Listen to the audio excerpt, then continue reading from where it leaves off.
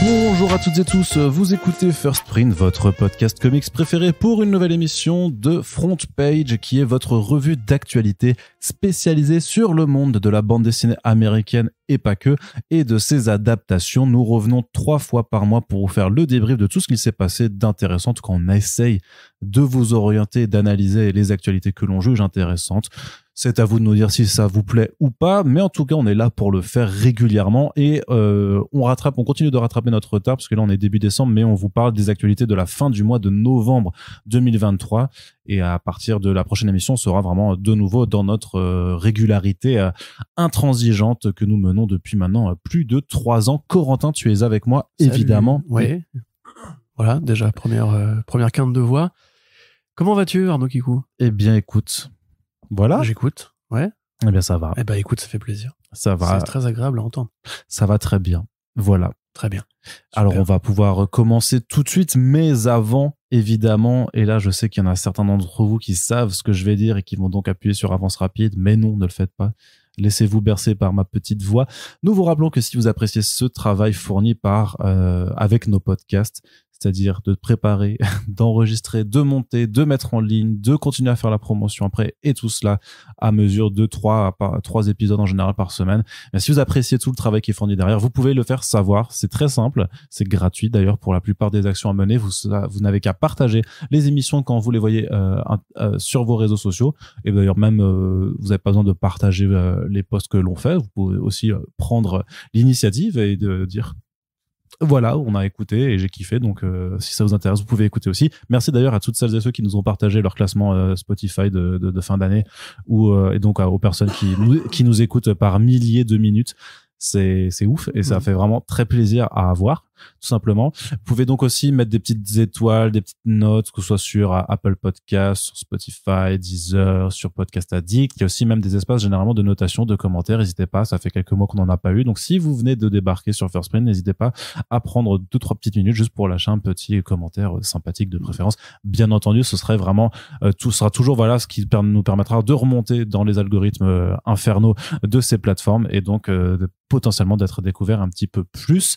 Vous pouvez en parler autour de vous aussi dans les librairies, par exemple, pour des libraires qui connaîtraient pas trop le comics, par exemple, vous pouvez le faire. Et bien entendu, il y a une page Tipeee qui est ouverte H24. L'adresse est dans la description de chaque podcast. Vous pouvez y aller aussi pour donner quelques petits sous pour nous permettre de continuer à faire ce travail de façon la plus pérenne possible. Et nous remercions les 132 personnes qui, en ce début du mois de décembre, alors on enregistre, continuent de participer à l'aventure ou viennent pour certains même de la rejoindre ou de mettre un petit tip supplémentaire. Donc des remerciements tout particuliers à Grabville, à Aiden Procyon, à Relier et à Alexandre Basso. Également Joe Kerr, Céline, on te salue, puisque tu nous aides depuis très longtemps également. Donc voilà, merci à toutes ces personnes et donc aux 130 et quelques autres qui nous soutiennent dans cette grande aventure. Et voilà, j'ai fait les préambules. Voilà. On va pouvoir passer à l'actualité en tant que telle. Moi, je voulais aussi remercier Spotify qui capitalise sur les podcasts du monde entier sans les rémunérer, alors que c'est un vecteur en croissance depuis des années. Voilà. Comment tu viens de niquer l'ambiance? Désolé, mais je t'aime bien Spotify, je te consomme et tout, y a pas de souci. Par contre, c'est quand même pas cool. Ouais, mais qu'est-ce que tu voudrais qu'ils fassent? Bah, comme les artistes musicaux, qu'ils rémunèrent. Ouais, après, les artistes musicaux, c'est aussi des clopinettes. Oui. Alors, après, si tu veux qu'on lance ce sujet, on peut, hein, mais... Oui, non, c'est sûr que ce serait mieux que rien, mais après, en même temps, on va pas non plus, nous, c'est notre deuxième, je crois que nous, on est les plus écoutés sur Apple Podcasts et je crois que Spotify arrive en second. Donc, c'est compliqué de pas être présent dessus, quoi. Oui, c'est vrai, mais bon. Après, nous, voilà, techniquement, on est entre guillemets rémunérés. Enfin, on a de la chance d'avoir donc ces soutiens qui nous permettent de produire toutes ces émissions comme ça. Mais c'est sûr que, effectivement, je pense que c'est des compagnies qui pourraient se permettre à leur échelle effectivement de verser quelque chose aux podcasts qui sont un petit peu écoutés, quoi, et qui leur font effectivement du trafic et de l'utilisation de leurs produits. Bref, ce n'est pas le sujet. Je disais donc que nous allions passer à l'actualité comics.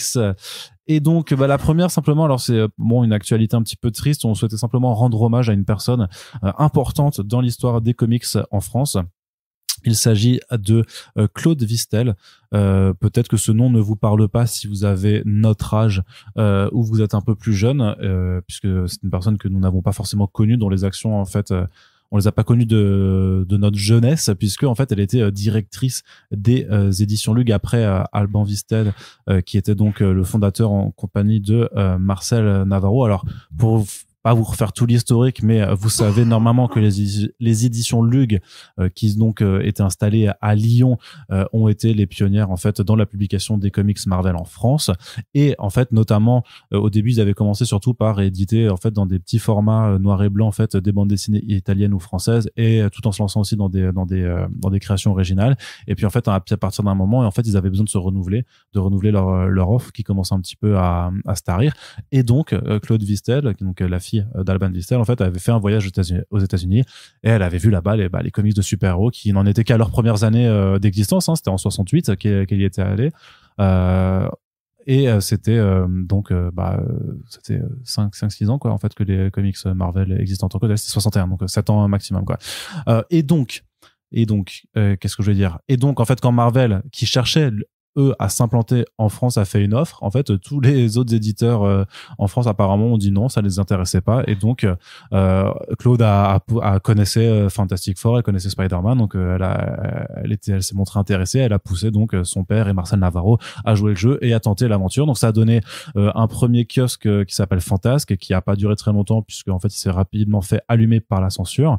Et puis après, par contre, il y a eu les revues les revues cultes, ce qu'on appelle vraiment les kiosques, avec lesquels beaucoup de personnes ont grandi. Donc Strange, Spécial Strange, puis Titan, Nova, enfin Titan d'ailleurs, je pense que ça s'appelle Nova, qui ont permis vraiment un socle très solide de lecteurs en fait, de découvrir les personnages Marvel. Alors on sait aussi que les éditions Lugela c'était obligé de s'auto-censurer à l'époque, parce que voilà, c'était il y avait pas encore les jeux vidéo, donc l'autorité publique en fait visait les bandes dessinées en fait pour surveiller la jeunesse, faut toujours castrer le média préféré des gamins au cas où. Ouais, c'est ça. Donc il y a pas mal de travaux qui ont été faits et qu'on peut retrouver sur internet, où il y a des comparatifs de planches, où notamment toute fille qui était en sous-vêtements, et en fait ils gommaient le trait des sous-vêtements pour faire en sorte que, et recolorisaient pour faire que ce soit une robe complète, tu vois. Par exemple, plein de trucs comme ça. Il y a eu vraiment beaucoup de charcutage, tout ça. Mais malgré tout, voilà, c'est grâce. Enfin voilà, s'il n'y avait pas eu Claude Vistel pour donner l'impulsion en fait de faire venir Marvel en France, très certainement que le paysage éditorial aujourd'hui serait bien différent, et peut-être que Marvel serait pas aussi populaire ici. Donc c'est de sa faute. Enfin non, c'est grave. Pour le coup, c'est grâce à elle. C'est quand même grâce à elle. Et donc, et on a vu beaucoup de personnes, lui rendre, beaucoup de lecteurs, d'acteurs et lectrices, signifier à quel point son travail a pu être important. Et donc, même si moi, à mon égard, j'ai pas pu le connaître, je pense qu'on lui est tous quelque part redevables au final de son action. Et donc, on tenait quand même à lui rendre hommage aussi. Dans le podcast, j'ai fait un article sur Comics Blog et c'était important de le souligner. Donc, ce que je disais, c'est merci Claude pour les travaux. Du côté d'une actualité plus vivante, sans mauvais jeu de mots, on a la bonne surprise d'avoir Peach Momoko qui sera présente à Angoulême pour l'UFIBD. C'est la grosse annonce du côté de Panini, et je vais dire Panini tout simplement puisque c'est une annonce qui est à la fois Panini Manga et Panini Comics, c'est-à-dire que Panini Comics n'aura pas de stand, hélas, dans la grande bulle, comme ils avaient pu le faire dans l'ère pré-Covid. Néanmoins, il y aura un stand Panini Manga dans la bulle manga, donc c'est-à-dire qu'il faudra quand même aller descendre tout en bas pour s'y rendre. Mais il y aura aussi des comics qui seront proposés. Peach Momoko sera présente à ce moment-là, à la fois pour signer donc Demon Days, son récit majeur peut-être chez Marvel pour le moment, qui est sa réinvention du monde Marvel avec dans un contexte de Japon féodal et dans son style très en estampe à la japonaise. Et puis il y aura Demon Wars qui sortira sûrement en avant-première parce qu'il est prévu pour le mois de février, donc à mon avis il sera en avant-première. Et il y a aussi en fait, vous en avez parlé, le Panini qui a en fait réédité Demon Days récemment dans un petit format manga, donc quelque part une forme d'artiste et son œuvre qui sont idéal pour faire la passerelle entre les différents types de lectorat. En tout cas, vu comment elle est très douée, elle est très très cotée aux États-Unis aussi pour ses couvertures, tout ça. C'est une dame que tout le monde s'arrache. On espère, on croise les doigts pour pouvoir la ressortir dans le podcast, évidemment. Et en tout cas, c'est déjà une raison supplémentaire de venir à Angoulême, même si on vous en a déjà parlé. Il y en a plein d'autres, et d'autres dont on parlera dans les prochains podcasts également. Ouais, c'est cool. Voilà. C'était juste cool. Bah ouais, c'est cool, je suis content, j'aime bien Peach Momoko, c'est une bonne dessinatrice, une artiste de talent et qui va compter Quoi, qu'est-ce qu'il y a sur le plafond? Non, je te dis d'augmenter le volume de ta voix, sinon... Qui va compter pour les années à venir dans les séries La Maison des Idées. Là, elle travaille sur Ultimate X-Men, notamment en compagnie de Jonathan Hickman. Donc oui, après, je sais plus, elle parle que japonais ou elle parle, Je sais pas, je crois. Donc ça sera sûrement... pour l'interview, du coup. Bah, faudrait Un interprète. Un interprète. Et je crois que dans les faits, il me semble que c'est son mari, en fait, qui agit un petit peu peut-être comme son agent et qui lui s'occupe, en fait, de tout ce qui est en anglais. Et c'est très certainement que ce sera un bon lui. agent, du coup. Voilà, bah, très certainement que ce sera lui ou que ce soit il y aura un interprète dépêché par Panini pour les interviews. Mais donc le FIBD, c'est du 25 au 28 janvier. Ça va être cool pour tous les amateurs de bande dessinée et de manga, peut-être un petit peu moins pour les amateurs de comics pur et dur, même si on vous l'a déjà dit, il y aura quand même des artistes présents qui nous intéressent, donc on aura de toute façon du travail à faire. Du côté de l'actualité comics VF, on prend un petit peu d'avance par rapport à notre temporalité, c'est-à-dire qu'on empiète un peu sur quelques annonces de début décembre qu'on case ici, même si techniquement on faisait que les annonces de la fin du mois passé, parce qu'il y a Panini Comics qui s'est relancé dans leur période de big news. Donc les big news, qu'est-ce que c'est?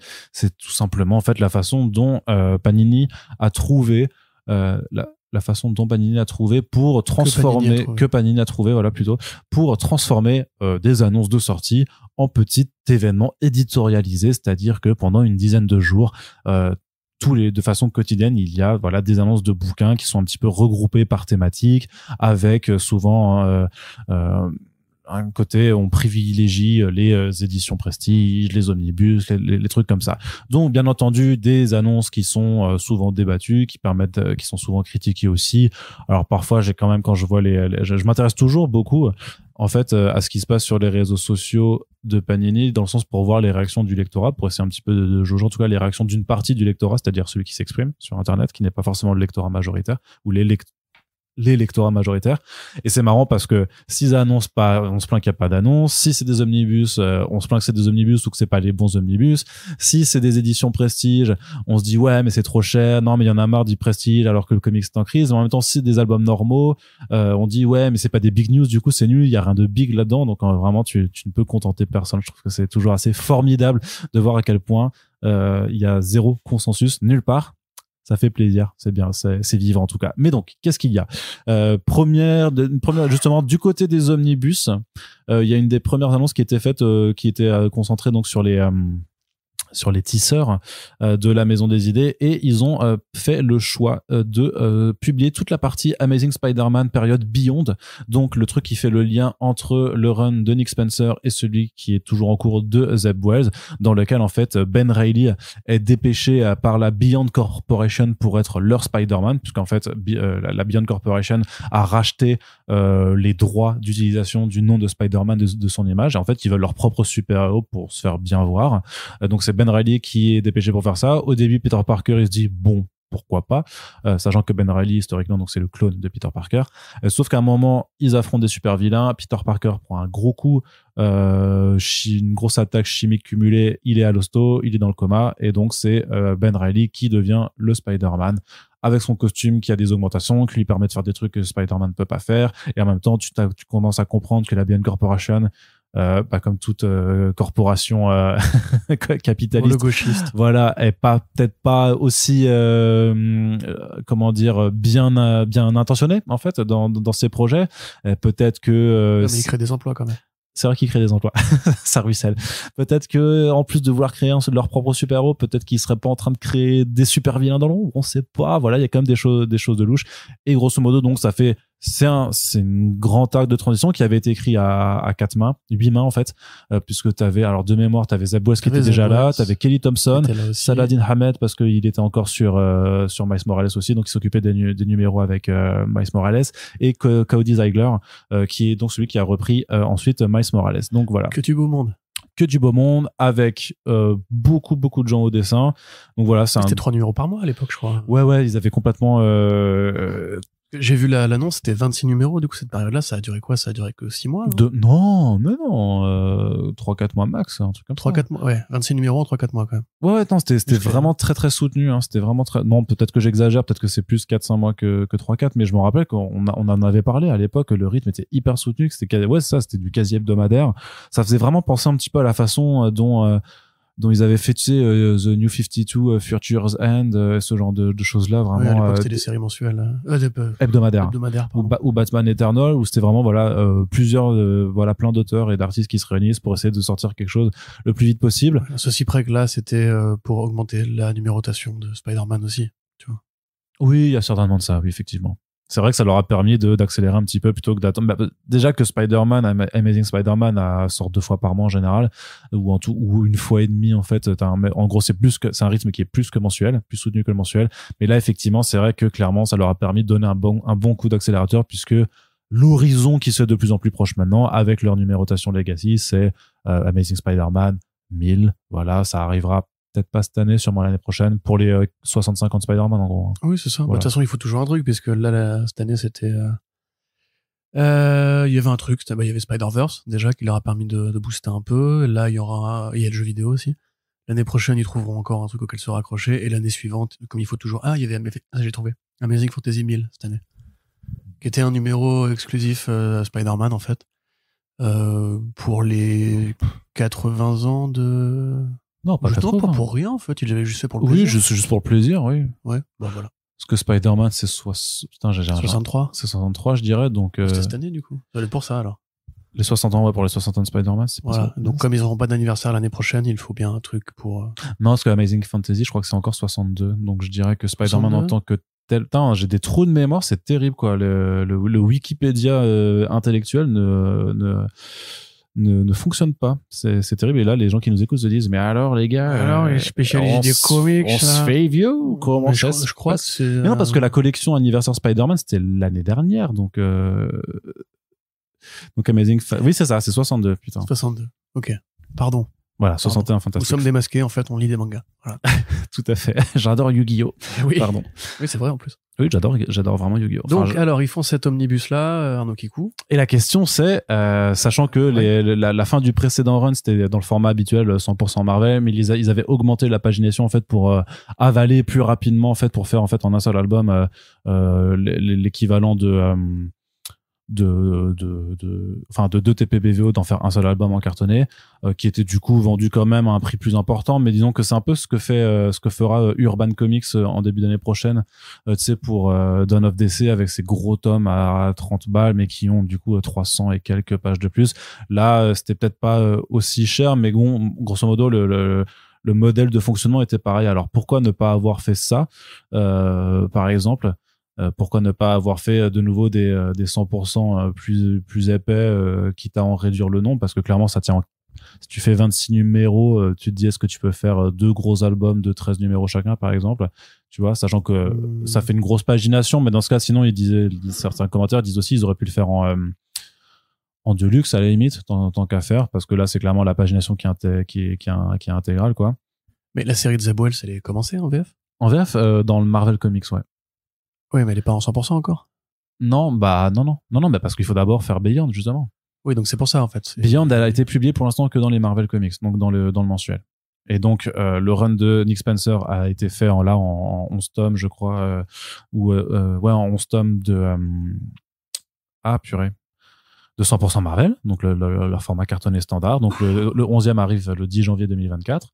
Et donc, en fait, voilà, ils vont... C'est juste pour mettre en une fois cette période qui intéresse personne et qui est pas utile de lire, en fait. C'est ce que je me dis aussi. Pardon, peut-être que ça sonne négatif, mais c'est vraiment ce que je pense, pas juste une tag. Ah, mais moi, je le pense aussi, hein. Non, mais je le pense aussi. C'est un truc qui a été fait artificiellement par Marvel pour événementialiser, ou peut-être pour laisser le temps à John Romita Jr. de préparer des numéros, le temps qu'il s'installe dans le projet et tout. Mais à mon avis, cette période-là, et en VO et en VF, elle est pas considérée comme importante, comme essentielle. Elle aura, disons, quand même son impact par rapport à l'évolution de Ben Reilly, parce que ce qui se passe, qui lui arrive, son cheminement, au final, c'est limite le seul truc que je trouve un petit peu intéressant, c'est la façon dont, devenant donc un Spider-Man officiel, la façon dont il est manipulé par la Beyond Corporation, tu vois que ça a un impact sur son mental et qu'il finit par péter un câble, en fait. Par rapport à ça, je trouve que c'est pas inintéressant en tant que tel. Ça avait pas besoin de prendre une vingtaine de numéros à être racontés, sachant que dans les 26 numéros, en fait, t'as pas mal de numéros point Bay, tu sais, qu'ils avaient fait là, les tie-in, en fait, sur des personnages plus ou moins secondaires, oui, parce qu'ils avaient fait de l'event au sein de cette espèce de... Ouais, et t'avais aussi, tu sais, un numéro Amazing, un numéro Mary Jane et Black Knight Beyond aussi, tu vois. Donc les genres de numéros, voilà. Après, je sais pas s'il y a encore ici il y a beaucoup de fans de Ben Reilly, mais peut-être plutôt de la période années 90 que parce que le Ben Reilly moderne, c'est quasiment un Peter Parker, quoi. Il y a plus. Surtout que là, il essaie littéralement d'être le remplaçant. Donc, c'est un petit peu bizarre, mais c'est plus moi clairement aussi, c'est que juste faudra voir le prix auquel il est vendu, mais en gros, clairement, s'il l'avait fait en 2 Deluxe à 32 balles et que le truc est vendu à 60 ou 70, je sais pas, je pense que c'est relativement équivalent. Par contre, clairement, en 4 fois 100%, par contre, clairement, tu serais pas gagnant parce que c'est 20 balles en général pour ce genre de truc. Donc, tu fais 4 fois 20, ça ferait 80. Donc, tu vois, je pense que là, tu t'y retrouverais pas. Et surtout qu'effectivement, les gens qui auraient pris le premier 100%, ne serait-ce que par curiosité, à mon avis, n'y reviennent pas après. Donc, je pense qu'on est vraiment sur une publication qui est pour les complétistes. Voilà. Comme ça, après, ils peuvent faire le tome 1 de Amazing Spider-Man par Wells et Romita l'année prochaine, quoi. Bah non, enfin, l'année prochaine. Juste après. Oui, juste après. En fait. Voilà. Enfin, j'en sais rien, j'ai pas, pour le coup, à mon avis, là, le marché potentiel est quand même assez restreint. Oui, bien sûr. Oui, parce que c'est pas une période incroyable, parce que c'est ça, il en est pas ressorti grand chose. Je veux dire que Kelly Thompson, elle est plutôt cotée quand elle fait des séries sur des héroïnes bien, tu vois. Cool. Ahmed, j'ai l'impression que sa période de hype est un peu passée. Il a rien fait de bien sur Miles Morales, faut le dire. Miles Morales, c'est mauvais. Voilà, c'est ce que je disais tout à l'heure. C'est pareil, c'est que des champions parce que c'est les mecs qui actuellement sont aux commandes des personnages de la Spider Family. Pour le coup, il y a pas grand chose, à part Thompson, il y a pas grand chose de vraiment mirobolant. Pour le coup, sans vouloir niveler par là, parce que vous savez que je déteste faire ça, mais son Miles Morales est quand même vachement plus lisible et plus appréciable, et aussi parce que c'est Vincentini au dessin et que c'est quand même un bête de dessinateur, tu vois. Mais c'est. Du coup, tu viens de niveler par le bas, là, en fait. Je nivelle pas le bas. Non, parce que je prends vraiment, Miles Morales, pour le coup, j'ai retrouvé un peu de plaisir à la suivre quand même. Parce que je trouve c'est vraiment moins inintéressant et moins débile que ce que faisait Ahmed avant, quoi. Vraiment. Ouais. Ah non, c'était pas possible. Je sais pas, moi, je pense pas rattraper, mais tu sais, c'est comme Zeb Wells, hein, le tome 1, il est pas inintéressant. C'est la suite c'est après que ça se casse la figure. C'est le moment où, en fait, du coup, t'as l'espèce de rebond en mode genre, c'est sympa. Puis il y a Paul, quoi. Il y a Tombstone et tout, pourquoi pas et tout. Oui, non, le premier, je me rappelle que je le défendais plus que toi, en plus, le premier arc à l'époque. Non, mais c'est pareil, c'est en nivelant par le bas que je dis qu'il est pas trop mal, tu vois. Enfin, ça arrive pas à la cheville des grands runs de Spider-Man d'autrefois. Mais oui, enfin, grosso modo, je sais pas si même, voilà, les gens qui ont vraiment envie de tout suivre doivent commencer à comprendre qu'en fait c'est pas un run cette série-là, et donc quand c'est pas un run, tu trouves une parade pour la placer pour les obsessionnels, mais après le reste ils vont juste attendre le prochain run qui va être celui de Wells, et éventuellement après 2 tomes arrêter de le lire comme tout le monde. Et puis c'est là que je me dis aussi que c'est toujours cette impossibilité de contenter qui que ce soit, parce qu'en vrai, bon, tu le fais dans ce format-là, je trouve pas ça forcément bien, parce qu'effectivement, si vraiment quelqu'un... Après, je me dis, vu que ça ne s'adresse vraiment qu'à ceux qui veulent lire cette saga dans son entièreté, j'ai l'impression que c'est, mis à part que le format est pas forcément pratique, ça reste un petit omnibus dans le sens que ce sera 600 pages et quelques. Donc c'est pas les trucs de 1400 pages que tu peux te taper comme les Green Lantern de Geoff Johns ou le DC 1 Million, tu vois, ou ce qu'ils ont fait là, les Marvel Horror, c'est des du coup, quelle horreur, vraiment, sans jeu de mots, enfin avec jeu de mots pour le coup, mais c'est 1200 pages de trucs, ouais, non, c'est illisible, hein. C'est ton mot de Dracula, c'était 1200 pages aussi. Ils sont assez imposants, c'est ça, leurs omnibus de comics old school, ils sont vraiment très importants. Je suis content de l'avoir lu en numérique, hein, pour le coup. Je pense que j'aurais eu des crampes aux genoux au bout d'un moment, tu sais. Après, faut avoir un équipement, faut avoir comme ça sur une table relativement haut placée, c'est toujours mieux, quoi. Mais bon, ce que je voulais dire, c'est que bon, le choix de l'omnibus tel qu'il est, bon, est critiquable. Je l'entends, tu vois. Mais bon, ça aurait été de luxe. De toute façon, c'était pareil avec les 100% d'avant. Ça aurait été en 100%, ça aurait été beaucoup trop cher en 4 tomes. Ou même en 2 tomes augmentés, et effectivement il y a le risque, je pense, que les gens ne reviennent pas pour la suite, parce que effectivement c'est pas un truc auquel beaucoup attachent d'importance, et ne pas le faire, et t'as aussi des gens qui diront mais pourquoi vous faites pas, gna. Donc en fait c'est il y en aurait eu certainement, mais là je pense que la quantité de gens qui s'en foutent est supérieure à la quantité de gens qui auraient... Attends, c'est rien ça, Corentin. Dites-nous dans les commentaires. Ouais. Ça c'est la chose que j'ai bien appris par rapport à plein de choses, tu sais, dont on peut discuter sur certaines certitudes qu'on peut avoir, où je disais aussi même à tel ou tel éditeur, mais pourquoi, notamment sur les questions donc imbuvables, je trouve qu'ils deviennent imbuvables sur les augmentations des prix, ou sur la tarification simplement d'un album, de dire mais alors pourquoi vous l'avez fait quand même à ce prix-là, tout ça, et la réponse ultra pragmatique, ouais mais en fait les gens le prennent, tu vois. Les gens le prennent, et limite les gens le prennent, c'est notre meilleure vente, et à un moment du type bon dans la logique commerciale, ou à partir du moment où effectivement t'as un éditeur qui est pas non plus là pour faire œuvre de charité, bon peut-être que c'est tout simplement de façon très pragmatique le format tu veux faire le débat maintenant, ou... Non, on va le faire juste après, du coup. Bon, là j'ai pas de critique à adresser au prix. Un omnibus pour moi c'est encore voilà, comme tu dis pragmatiquement, un rapport prix-page. En fait, c'est chez Panini comme chez les autres. Enfin, c'est les seuls qui font des omnibus, mais en VO c'est pareil. Donc moi, en fait, les omnibus, tant que t'en as pour ton fric, tant que t'en as à bouffer, on va dire, c'est vraiment. Donc au moins t'as à lire. C'est pas de la bonne voilà. lecture, mais t'as de la lecture. Ça, c'est moi, c'est aussi bête que ça. Je dis pas que j'encourage le format omnibus, mais pour moi, c'est celui qui démontre le plus pourquoi tu payes ce prix. Contrairement à d'autres formats où tu te dis, bah, je paye un peu trop cher et tout. Là, celui-là, il est tout à fait compréhensible par tout le monde. Donc on en passe. Ceci étant, voilà. Attends, je termine du coup. Ouais. Ceci étant, là, très honnêtement, pour ne rien vous cacher, amis lecteurs VF, vous pouvez tout à fait terminer Nick Spencer, enchaîner Wells, vous n'aurez absolument rien raté. À part évidemment les petits détails de la vie de Ben Reilly, mais New York sera dans le même état. Peter Parker va revenir en Spider-Man, c'est pas un spoiler de le dire, je pense. Et voilà, enfin, c'est tout. Vous aurez su des petits détails sur la vie de Mary Jane, mais c'est pareil, enfin, c'est entre ce qui se passe entre la fin de Spencer et le début de Wells, c'est pas mirobolant non plus. Donc, oui, surtout que c'est Wells qui apporte les vrais changements à Mary Jane. Hein. Voilà. Donc, à mon sens, si vraiment le run de Wells vous intéresse par curiosité, attendez le tome 1 en 100%, ou alors le Deluxe dans 3 ans, parce qu'il y a que le tome 1 qui est sympa de toute façon. Je sais pas comment, il y a une offre indé qui est formidable en France, ceci étant, vous pouvez aussi lire de bonnes BD. Ouais, ça c'est vrai que c'est peut-être le plus important. Il y a Erratic par exemple qui est un bon Spider-Man-like et que personne n'a acheté, mais vous pouvez aller l'acheter. Toujours acheté aux éditions Black River. Donc peut-être c'est sur donc l'autre album dont je voulais parler dans le début de ces big news, c'est les éditions Prestige en noir et blanc qui ont été annoncées. Donc là on est pareil sur de la niche, sur du format de collection. Hein, c'est le format Prestige. Si vous voyez pas, c'est un peu ce qu'ils ont fait ces derniers temps pour le Thor and Loki frère de sang, pour le Amazing Fantasy ou pour l'édition Prestige de Spider-Man l'histoire d'une vie, donc notamment avec le dos toilé qui est sur le côté que vous pouvez voir. Donc là, vu que c'est du noir et blanc, ils vont mettre un dos toilé noir exprès. Ils ont dit aussi que ce sera un papier qui sera plus épais pour mieux absorber les noirs et blancs en question, en espérant que ce soit réellement du vrai noir et blanc avec l'ancrage bien visible plutôt que simplement de passer en niveau de gris des planches en couleur. Donc, mais après ça, ça c'est pas compliqué à faire. C'est pas compliqué. Non, mais de récupérer les originaux de l'artiste. Si, parce que quand on parle d'œuvres publiées il y a plus de 30 ans, parfois ça peut être compliqué, mais surtout que tu te rappelles, il y avait des éditions anniversaires de Urban Comics qui étaient en noir et blanc, où certains avaient décelé qu'en fait c'était pas un vrai noir et blanc, tu vois, c'était plutôt un passage en filtre noir et blanc, et voilà, il y a certains. Désaturation. Voilà, donc il y a certaines personnes qui sont très, et je les comprends, hein, qui sont très regardants là-dessus et que voilà, ils veulent vraiment les planches ancrées, parce que notamment que ça permet juste de mettre aussi en avant cette partie très importante de la réalisation d'une planche de bande dessinée. Donc dans cette collection, il y en aura 2 qui arriveront. Donc le premier, c'est le Silver Surfer, l'obscure clarté des étoiles. Avant, ça s'appelait Paradis artificiel. C'est un récit de Ron Martz dessiné par Claudio Castellini, un artiste italien qui s'était fait reconnaître dans son pays en fait pour les bandes dessinées de science-fiction qu'il réalisait notamment donc pour l'édition italienne, un truc qui s'appelait Nathan Never, et en fait il avait été repéré par John Buscema qui était de passage en Italie, qui avait pris des numéros, l'avait montré à Tom DeFalco qui était l'éditeur en chef à l'époque, et Tom DeFalco qui prend, alors j'imagine que c'était le téléphone, ou qui lui envoie un courrier et qui lui dit Claudio.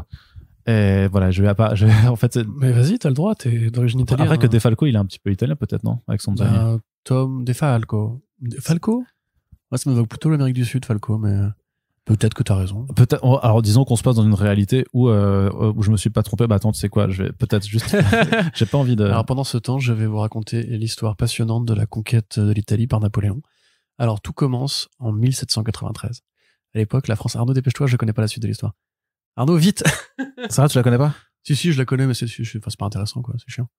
Très bien. On conquiert l'Italie parce que l'Italie entre en guerre avec la France à cause de la chute du roi Louis XIV, enfin Louis XVI, pardon. Bon, en tout cas, j'ai pas, je n'ai pas la. Après, il fait un coup d'état et ensuite, après, il arrive pas à baiser sa gonzesse. C'est un peu compliqué. Et il tire dans les pyramides à un moment donné. Voilà. C'est l'histoire vraie, ça. Parce qu'il pouvait pas baiser sa gonzesse. Ouais. Oui, c'est dans le film de Ridley Scott, tu l'as pas vu? Non, pas encore. Voilà. Donc, Tom DeFalco, j'ai pas sa généalogie, mais admettons qu'il est d'ascendance italienne. T'as vraiment vérifié, mais on s'en fout, italienne. Fais ta blague italienne raciste. Oui, c'est vrai, bah oui, voilà. Il fait Claudio, ma che, j'ai vu là tes bandes dessinées, elles sont très très très bien. Est-ce que tu voudrais pas dessiner ça part en espagnol, c'est oui, ça j'allais dire le S espagnol là.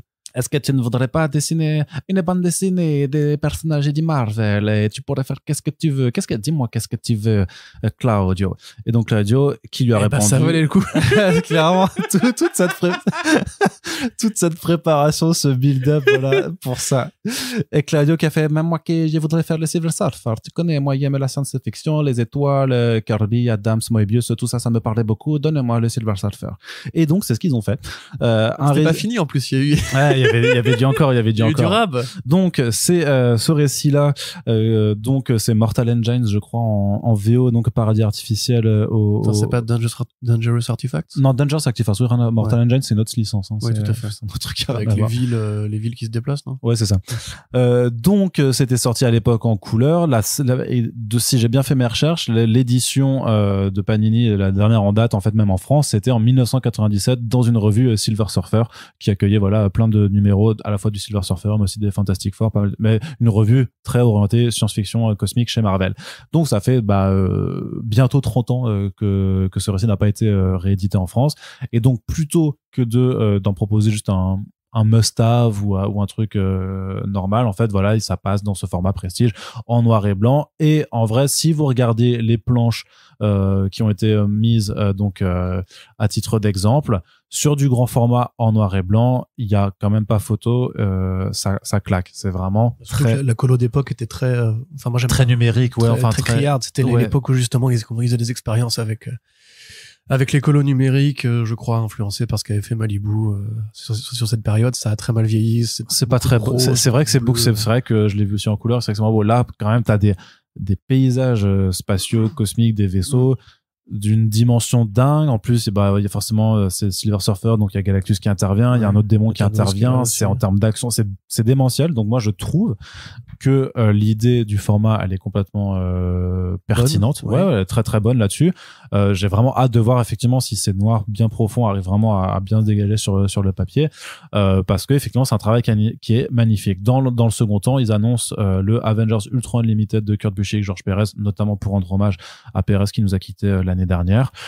Donc aussi un travail qui est très reconnu, peut-être moins indispensable à mon sens en noir et blanc, même si je comprends la volonté, surtout que en tout cas pour celui-là ils l'ont déjà proposé dans plein d'éditions différentes, même pour la collection Avengers de cette année. Donc si vous voulez l'avoir à moindre prix, vous pouvez découvrir le récit en tant que tel. Et donc je crois que c'est là-dessus où toi tu voulais revenir sur le fait que cet album-là, donc le Silver Surfer, sera proposé à 30 €, et c'est là dessus que tu voulais qu'on ait ce fameux débat sur les albums trop chers. Disons, c'est quoi la dimension de l'album? C'est, si tu veux, je peux aller chercher. Mondays ou ouais, c'est ça, c'est du grand format. Alors c'est vrai que c'est 30-21, 30-31-20 je crois normalement. 31 de haut et 20 de large dans mon souvenir lointain. Si c'est comme Testament. Non, c'est un petit peu moins grand que Testament. Okay. C'est comme le Amazing Fantasy ou l'histoire. Je peux te le chercher parce que l'histoire d'une vie, je sais où est-ce qu'il est, mais grosso modo, si tu veux commencer. Non, je veux pas voir cet album. Quelle horreur. Non, que tu vois le format. non, mais c'est bon, t'inquiète. Je te crois, je vois à peu près la taille du truc, mais il y va quand même. Moi, si tu veux, non. Enfin, 30 €, ça me paraît pas exorbitant, on va dire. Après, je veux vraiment pas qu'on nous catalogue sur le côté. Ouais, vous recevez toutes les BD, donc nanana.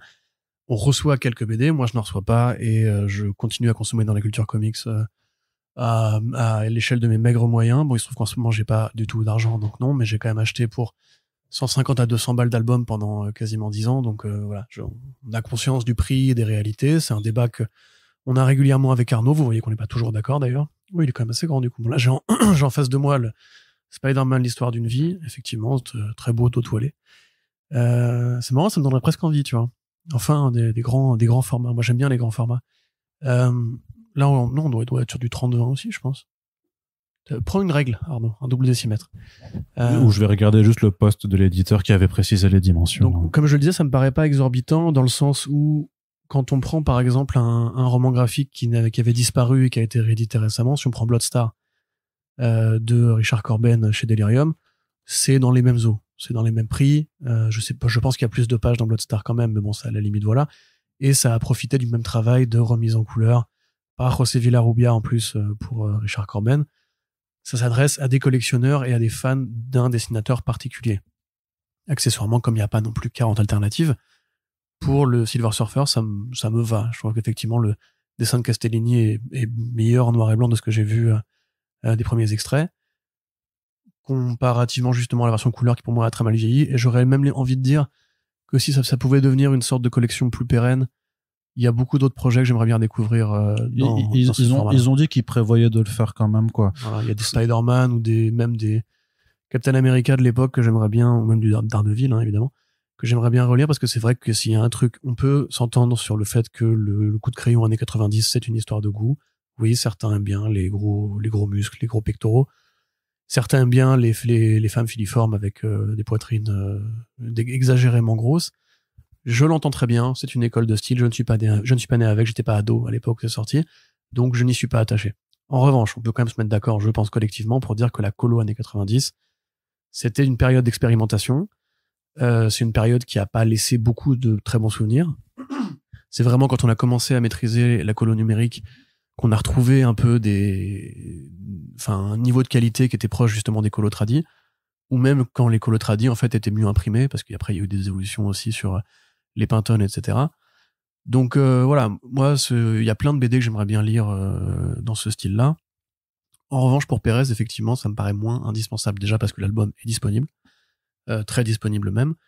Je ne pense pas que le trait, je avec ces personnes, mais le trait de Georges Pérez, c'était déjà un trait de vieux monsieur à l'époque où il a fait Ultra Unlimited. Il n'était pas dans les codes de son époque, c'était pas un grand révolutionnaire. J'apprécie ce trait, je l'ai adoré dans Bronze Age, j'ai adoré ce que fait Pérez. Je serais plus intéressé par son Wonder Woman, en fait. Voilà, par exemple, tu vois, justement, à la période Fast, qui était les années 80, faire un Crisis ou Crisis, ouais, en noir et blanc, très bien, très bonne idée, pourquoi pas. Les années avec Bouchiek, les années de la dernière partie de la carrière de Georges Pérez. Donc c'est la relance d'Avengers post Heroes Reborn ou pas? C'était avant? C'est le run de Bouchiek, c'était après Heroes Reborn. C'est après ça. Oui, ça a couru jusqu'au début des années 2000, je crois. C'est l'époque de Warbird et tout. Enfin, c'est une période vaste. Il y avait Kang le Conquérant aussi d'ailleurs cette période. Donc voilà, moi c'est pas un truc que je retiens particulièrement de sa carrière. Accessoirement, je comprends pas pourquoi cet album-là particulièrement. Enfin, il y a d'autres trucs de Pérez chez Marvel qui sont cultes et qu'on n'a pas eu en must-have, qu'on n'a pas eu en petit prix, etc. Enfin, et puis même, je sais pas, moi je trouve pas ça particulièrement graphiquement. C'est pas une tarte. C'est comme ça. Hein, voilà, ça veut pas dire que le mec est pas un géant, qu'il a pas créé, qu'il a pas sa place dans les bouquins d'histoire des comics et que sa mort évidemment est pas triste, que c'est pas un drame que Georges Pérez soit mort d'une maladie. Maintenant, voilà, concernant le prix, je dirais que, encore une fois, c'est une affaire de goût, c'est une affaire de moyens.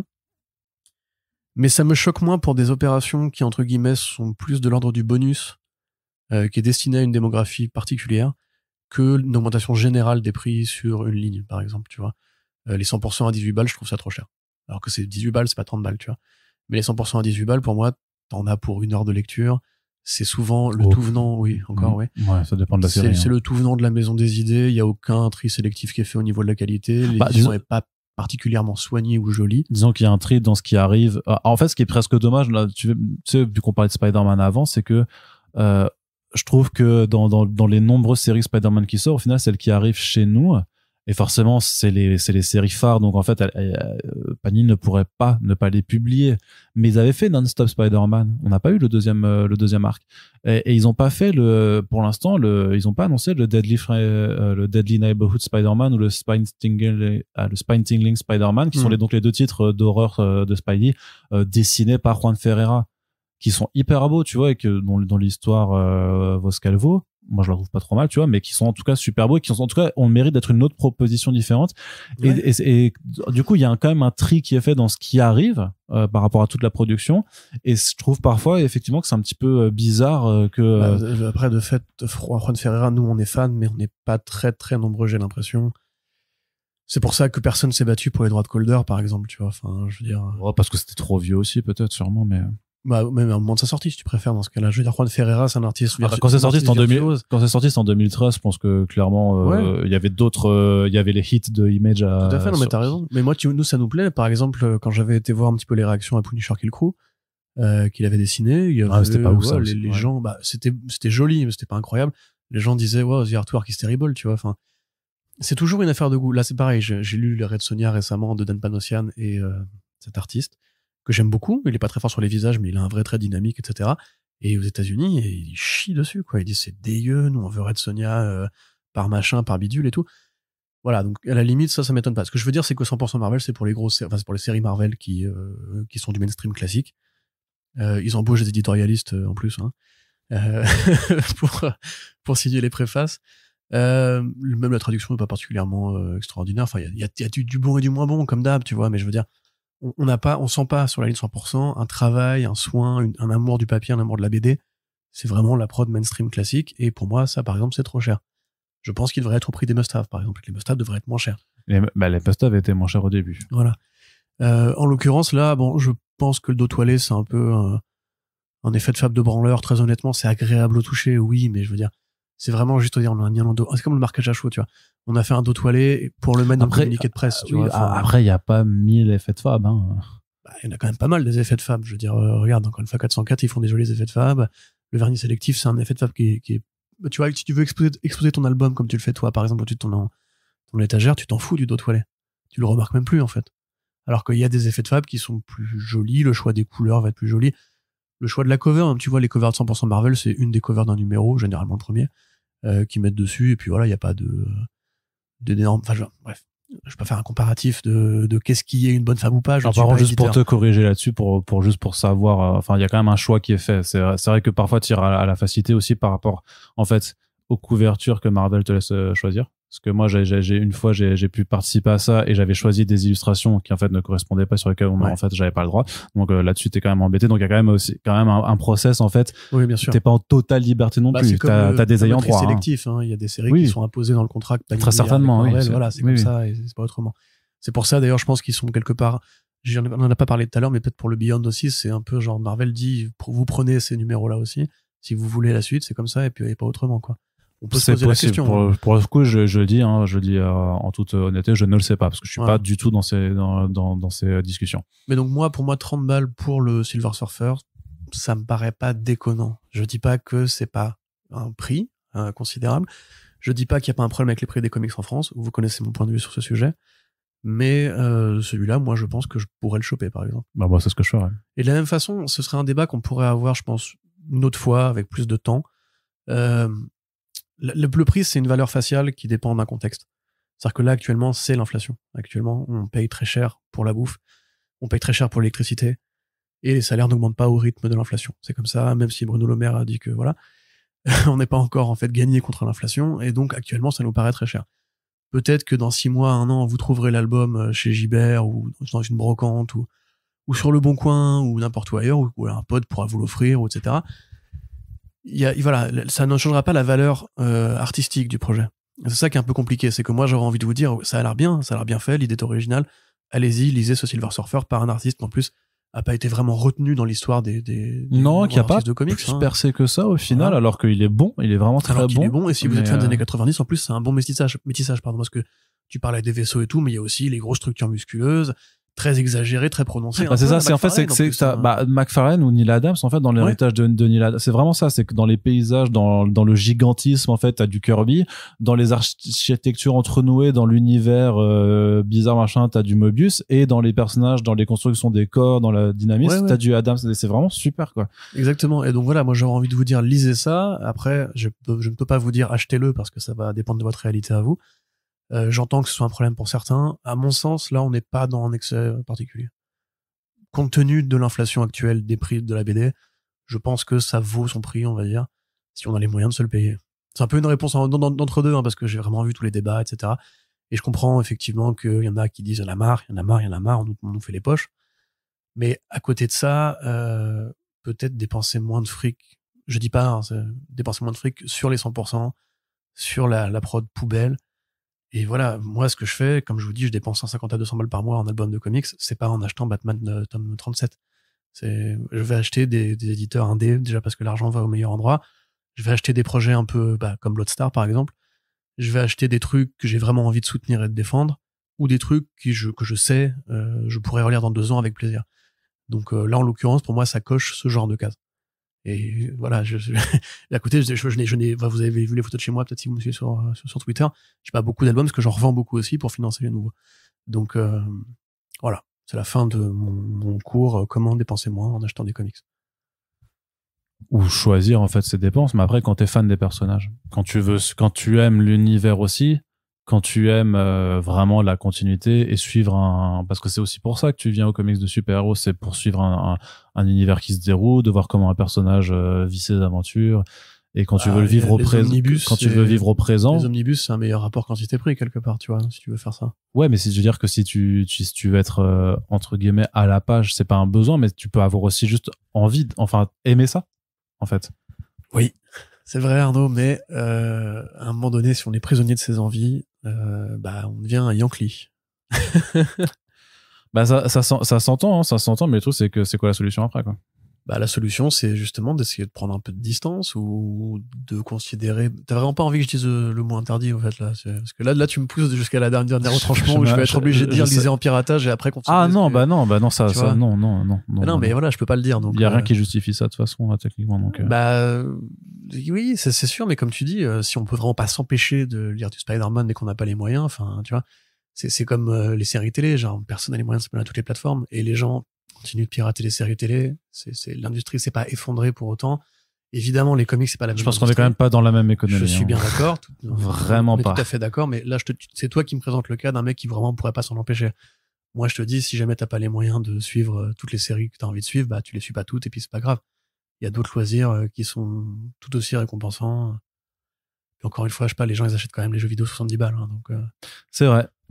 Ce qu'on dit, genre, avec un Silver Surfer, on peut acheter 5 mangas, mais avec 2 Silver Surfer, on peut acheter un jeu.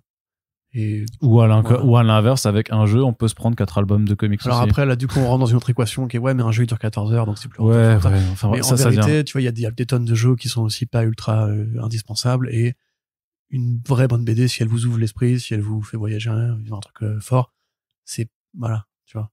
Donc moi, ce que j'avais déjà répondu aux gens qui me disaient le cinéma est trop cher, c'est vrai, le cinéma est trop cher. Mais en même temps, tu payes 14 balles quand tu vas chez McDo pour avoir plus faim après.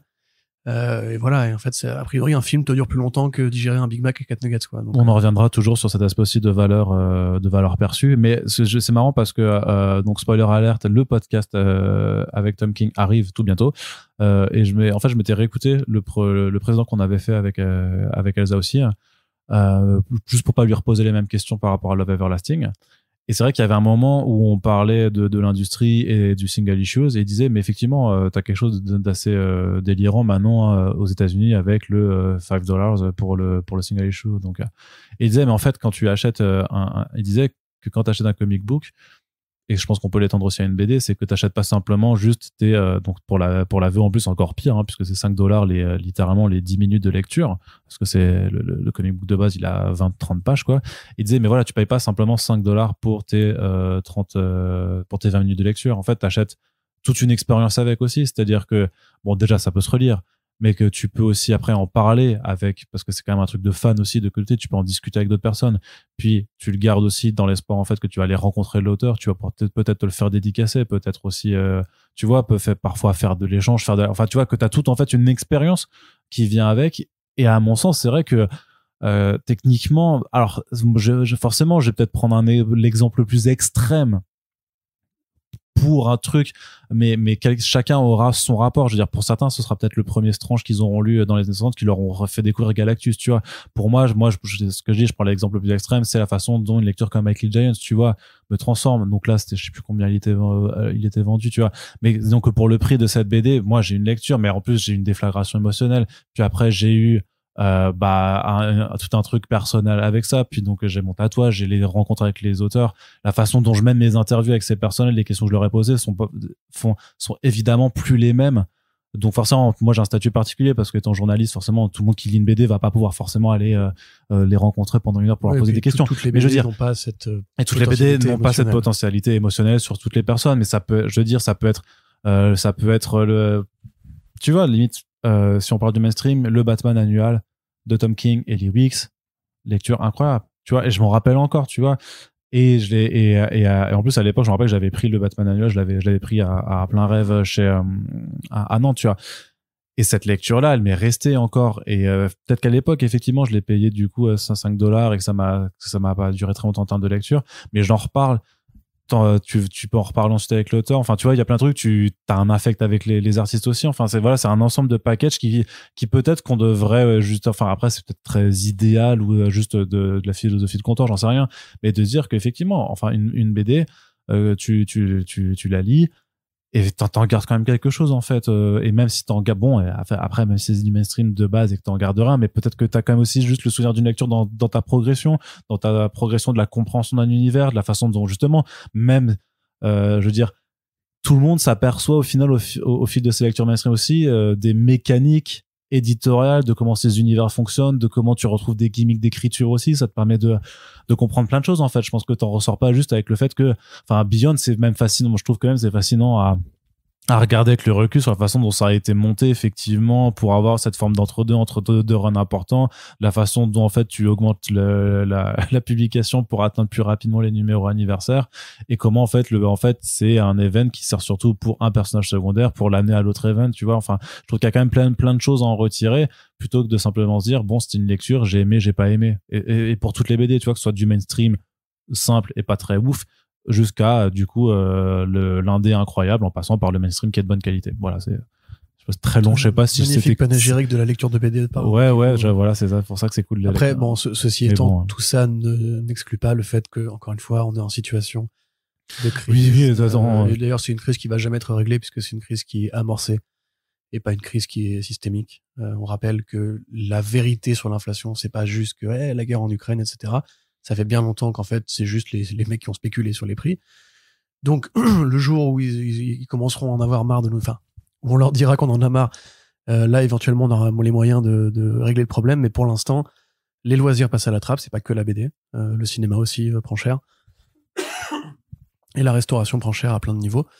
Donc, voilà, il faut juste aussi accepter que quand quelqu'un te dit j'ai pas les moyens, oui, dans les faits, tu peux aller ouvrir son placard et dire, elle pue en cachemire, là. Mais en vrai, tu vois, la valeur perçue, une valeur à nous de la BD, on est des passionnés de bande dessinée. Il y a aussi des gens qui sont des casual readers, on va dire, qui eux chopent un comics pour savoir ce qui est arrivé à Spider-Man ce mois-ci, et qui après, derrière, quand on leur parle d'Achille Giants, quand on leur parle de Invincible, enfin si Invincible quand même, je pense que c'est vachement accessible, mais quand on leur parle de voilà la dernière lubie d'Alan Moore dans son interview radio où il parle du dieu égyptien Ramsès II, pourquoi Ramsès II, je sais pas, eux ils s'en foutent, tu vois, et tel quel, c'est un loisir comme les autres au milieu de plein de loisirs qui sont déjà assez onéreux. Encore une fois, le jeu vidéo, je pense, c'est une zone d'échauffement qui existe. Il y a beaucoup de fans de BD, de fans de comics qui sont d'abord des fans de jeux vidéo. Et le jeu vidéo, c'est un loisir qui est extrêmement onéreux, qui est constamment en mouvement. Il y a tout le temps des jeux qui sortent tous les jours, des jeux indés, des jeux pas indés, des abonnements, des machins, des bidules sur toutes les plateformes possibles et imaginables. À côté de ça, on est pompé tous les mois par le streaming, et si on veut aller au cinéma en plus, c'est vrai aussi, je suis prêt à l'admettre. Bien sûr que les prix ont augmenté, ils vont continuer d'augmenter.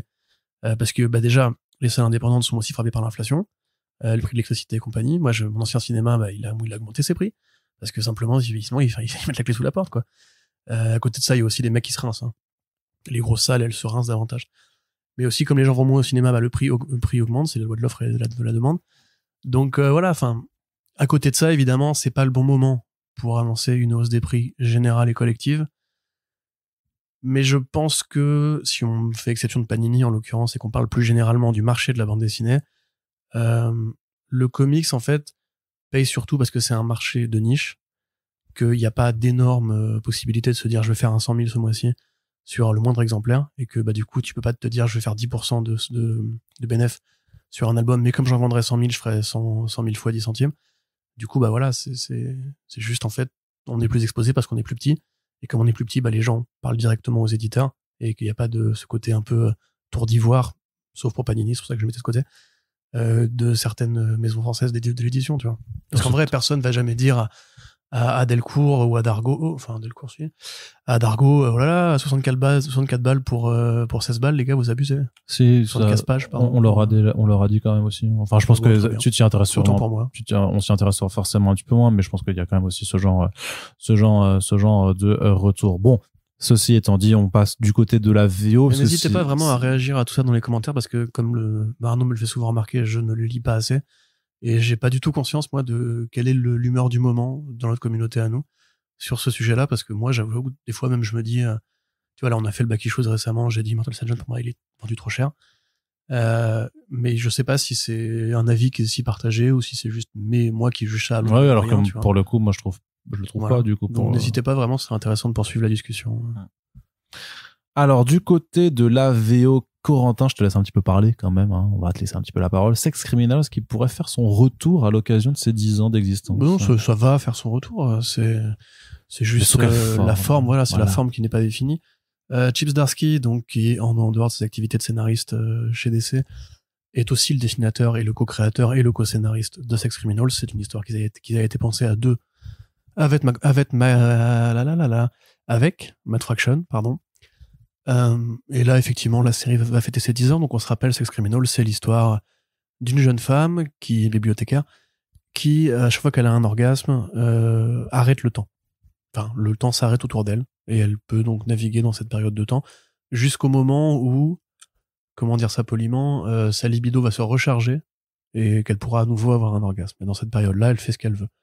Elle croyait être la seule à avoir ce pouvoir-là, et un jour, elle rencontre un homme, qui, pareillement, dès qu'il a un orgasme, il arrête le temps. Donc, ils n'ont pas utilisé ce pouvoir à des fins de conquête du monde ou de domination, etc. Ils ont juste vécu leur vie comme ça et fait avec. Et au moment où ils se rencontrent, en fait, ils décident qu'ils pourraient monter une sorte de gang de braqueurs pour aller piquer l'argent dans une banque pour sauver la bibliothèque où travaille l'héroïne parce que celle-ci est menacée d'être fermée. Évidemment, il va y avoir une police du sexe qui va leur courir après. C'est une magnifique histoire d'amour, c'est une réflexion sur l'amour, ce qu'est l'amour après 30 balais, sur le sexe aussi. C'est une des rares BD qui justement avait hérissé un peu les poils des censeurs des applications, notamment d'ailleurs de chez Apple, qui avait refusé de mettre certains numéros en commercialisation. Et puis des kiosquiers qui mettaient ça dans les protective bags là pour pas qu'on voit les covers explicites et tout. Donc une BD super cool, très drôle, très méta. C'est un peu le début de la seconde carrière de Matt Fraction, qui avait auparavant fait beaucoup de comics chez Marvel de piètre qualité, qui a lancé ça peu de temps après Hawkeye, et là tout le monde s'est dit ok Fraction, on s'excuse, ok Fear Itself c'était pas ouf, mais ça là par contre t'es un bon manga. Et voilà, c'est juste génial, c'est l'une des meilleures séries Image, qui n'a jamais été adaptée malgré les deux options posées jusqu'ici, parce que c'est complètement inadaptable. Surtout avec le puritanisme. Et là, on parle de bistouquettes apparentes et d'éjaculation en plein air. Donc, surtout que le sexe est moteur. Mais surtout que le sexe est moteur de l'action, littéralement. Voilà, donc, c'est ça. Là, le sexe, c'est pour le plot. Exactement.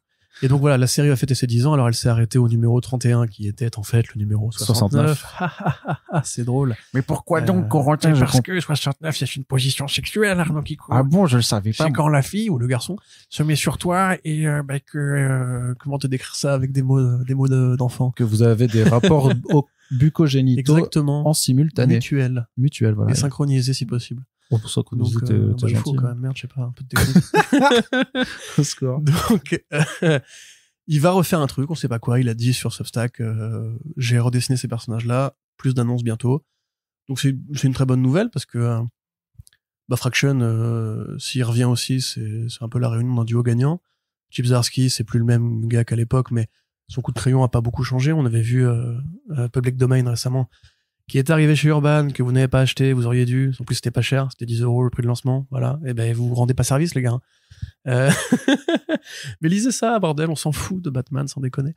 Enfin, on s'en fout pas de Batman, c'est pas vrai. Pardon, Bruce. Mais lisez quand même Public Domain, et vous verrez que du coup, son coup de crayon n'a pas vraiment changé. C'est toujours cette espèce de palette ultra numérique, avec beaucoup d'aplats, des personnages assez expressifs, et dessinés à hauteur d'homme. Sex Criminals, pour moi, ouais, c'est peut-être le chef-d'œuvre commun aux deux, en fait. Parce que même si après Fraction a fait November qui était formidable, Odyssey qui était sorti avant, je crois d'ailleurs, qui était vachement bien aussi. On parle très peu de Odyssey, de Matt Fraction, c'était quand même super cool. En plus, Fraction, il a vraiment travaillé avec les meilleurs dessinateurs dans l'industrie, quoi. Il avait fait aussi Casanova avec les frères Muneba. Qu'est-ce que c'est beau, Casanova. Franchement, c'est magnifique à regarder. L'intrigue a moins d'intérêt, mais c'est super beau.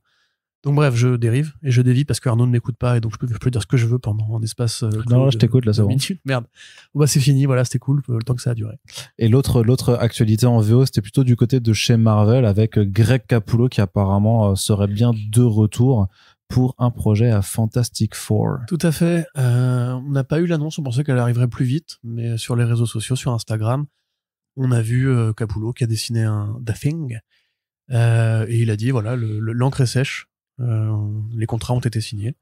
Alors Capullo, c'est amusant parce que moi je pensais qu'il avait un parcours chez Marvel plus épais que ça, mais en fait non, pas du tout. C'est-à-dire qu'il est arrivé chez Marvel à la fin des années 80, au début des années 90. Il a travaillé sur quelques séries, la X-Force de mémoire, et du Khazar aussi, je crois.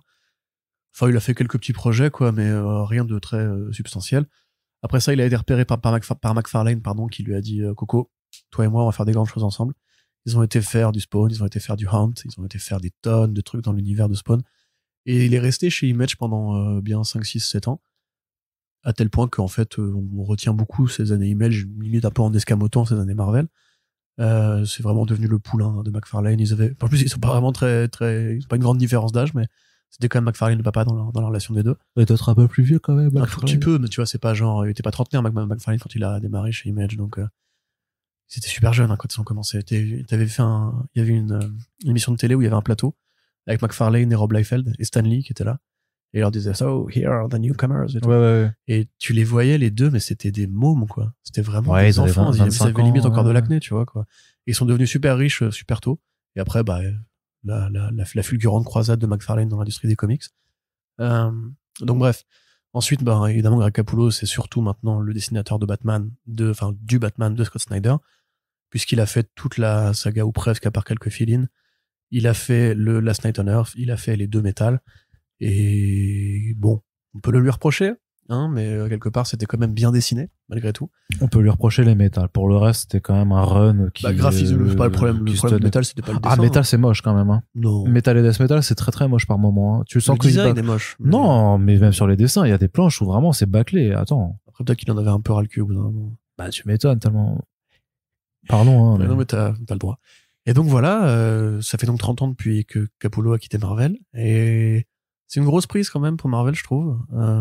Bah, avoir le projet, hein. À mon avis, Fantastic Four, il y a moyen de moyenner. Ouais, bah, à mon avis, c'est pas de la régulière. Bah, tant mieux. Encore mieux. Enfin, trop bien. Super. Bah, c'est un peu quand même ce dont t'as besoin en partie de l'industrie.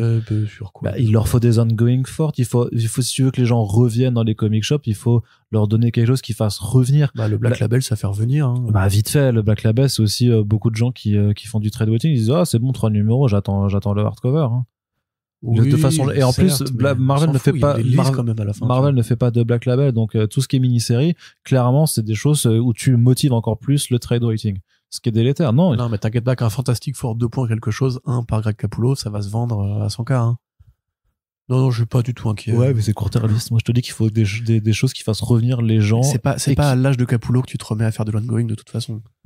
Ça, c'est vrai, surtout quand tu atteins ce niveau de carrière, c'est la courbe naturelle de tous les artistes de l'industrie. Tu commences, tu fais des petits numéros par-ci par-là, puis tu fais un gros numéro, puis tu fais une ongoing, 2, 3, 4, 5, 15 ans passent, t'en as ras le cul, tu fais que de la variante et des projets prestige. Enfin, ou alors même tu fais plus que de la cover, ou alors même tu fais plus que de l'illustration en convention, que tu vends très cher. Ou du NFT, maintenant, c'est possible aussi. Ça va revenir, ça, tu vas voir. Hein. Tu vas voir, ça va revenir. Ils vont faire des dessins mid-journey qui vont NFTiser, et après, il y a des gens qui vont prendre les NFT et faire un univers partagé de NFT avec des IA. Non. C'est sûr. Dans le métaverse. Mais ce sera pas nous et ce sera pas pour nous. Non, c'est sûr. Mais c'est la vie. Ce sera une bande, tu sais, c'est, putain, mais je peux même plus faire je peux pas faire de blague, donc je dis rien. Ouais. Voilà. C'est la fin de ce point. Mais ça n'a pas l'air de te faire plaisir, toi. Bah, pas plus que ça. Écoute, franchement, Greg Capullo. T'es encore traumatisé par Démon.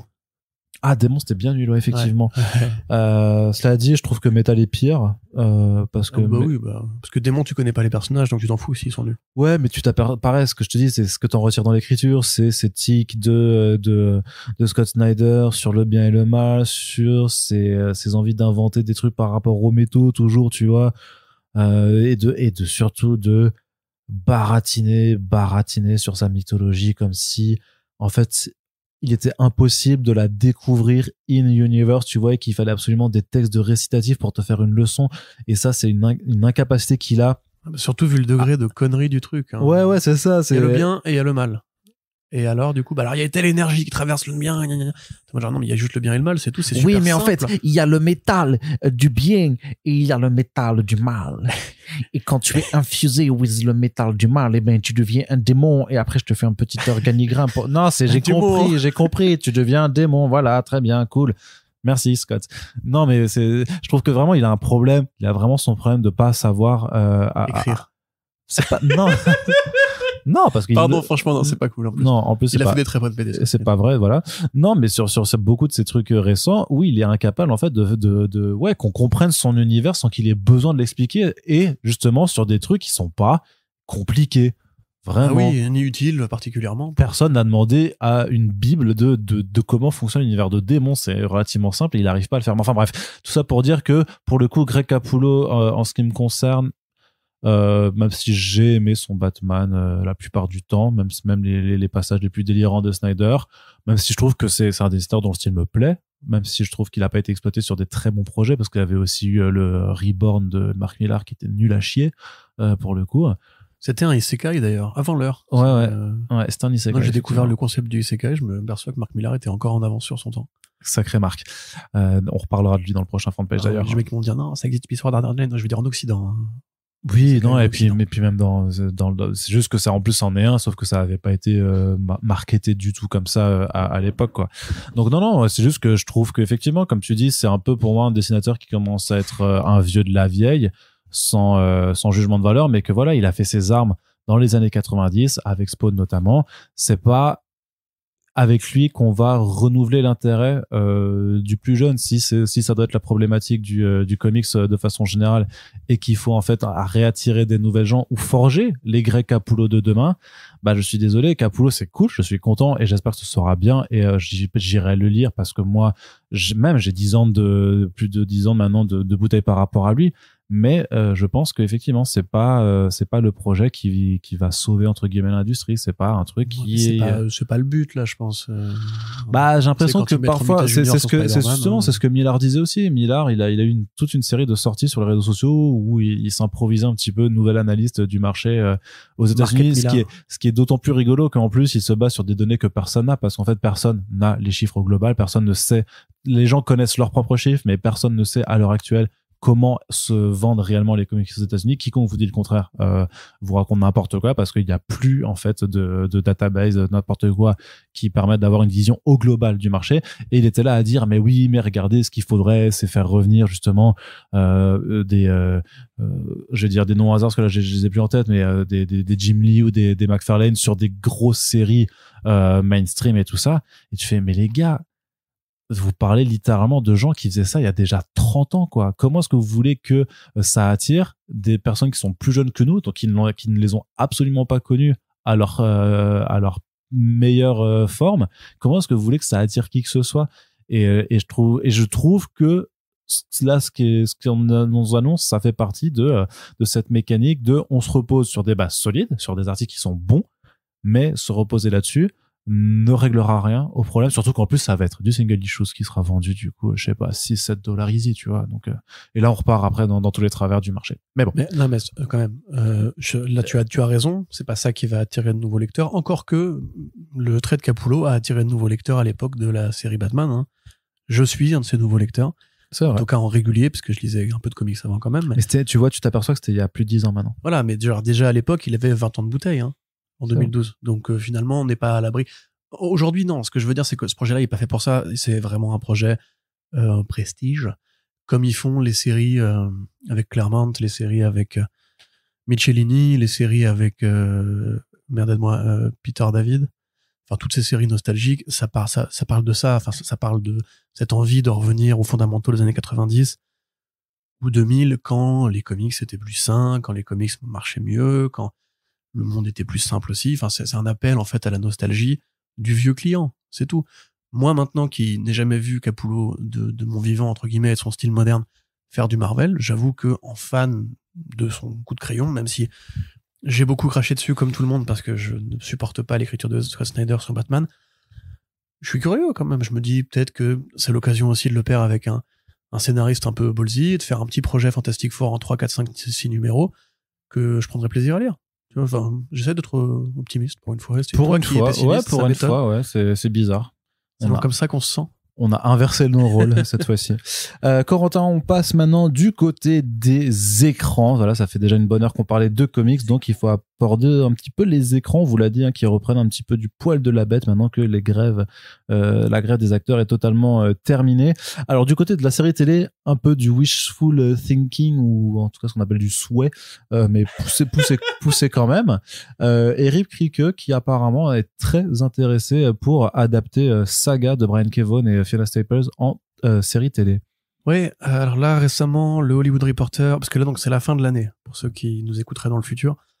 Je sais pas pourquoi, mais j'espère que la vie est agréable au milieu des déchets nucléaires et qu'on vous aiguille bien votre partie de chasse au rat pour vous nourrir. Donc le Hollywood Reporter là pour la fin de l'année en fait organise tous les marronniers annuels, comme Variety, comme Deadline et compagnie. Les marronniers annuels, c'est quoi? C'est on fait le bilan sur ce qui s'est fait cette année. C'est que nous, on les fait jamais sur le Comics Blog, les marronniers comme ça. On pourrait faire un marronnier si tu veux. On pourrait faire un bilan de l'année. Ça fait des années que je réclame, moi, les First Print Awards, je tiens à le répéter. Donc le marronnier, c'est voilà, quels ont été les films qui ont marqué l'année, quels ont été les acteurs, les actrices qui ont marqué l'année, quelles ont été aussi les séries télé qui ont marqué l'année. Dans cette petite liste, on note évidemment The Boys et Gen V, parce que c'est effectivement des séries qui ont fait du bruit, fait de l'audimat, et qui ont habillé un peu la culture super-héros. Dans une année qui a quand même été un peu décevante de ce point de vue-là, je pense qu'on pourra tous collectivement l'admettre sans se fâcher. Donc voilà, Hollywood Reporter demande aux showrunners ce qui les intéresserait de faire s'ils avaient budget illimité et s'il n'y avait pas d'obstacles à l'horizon. Et donc, évidemment, Eric Kripke a répondu, moi je suis obsédé par Saga. Brian K. Vaughan et Fiona Staples, passez-moi un coup de fil.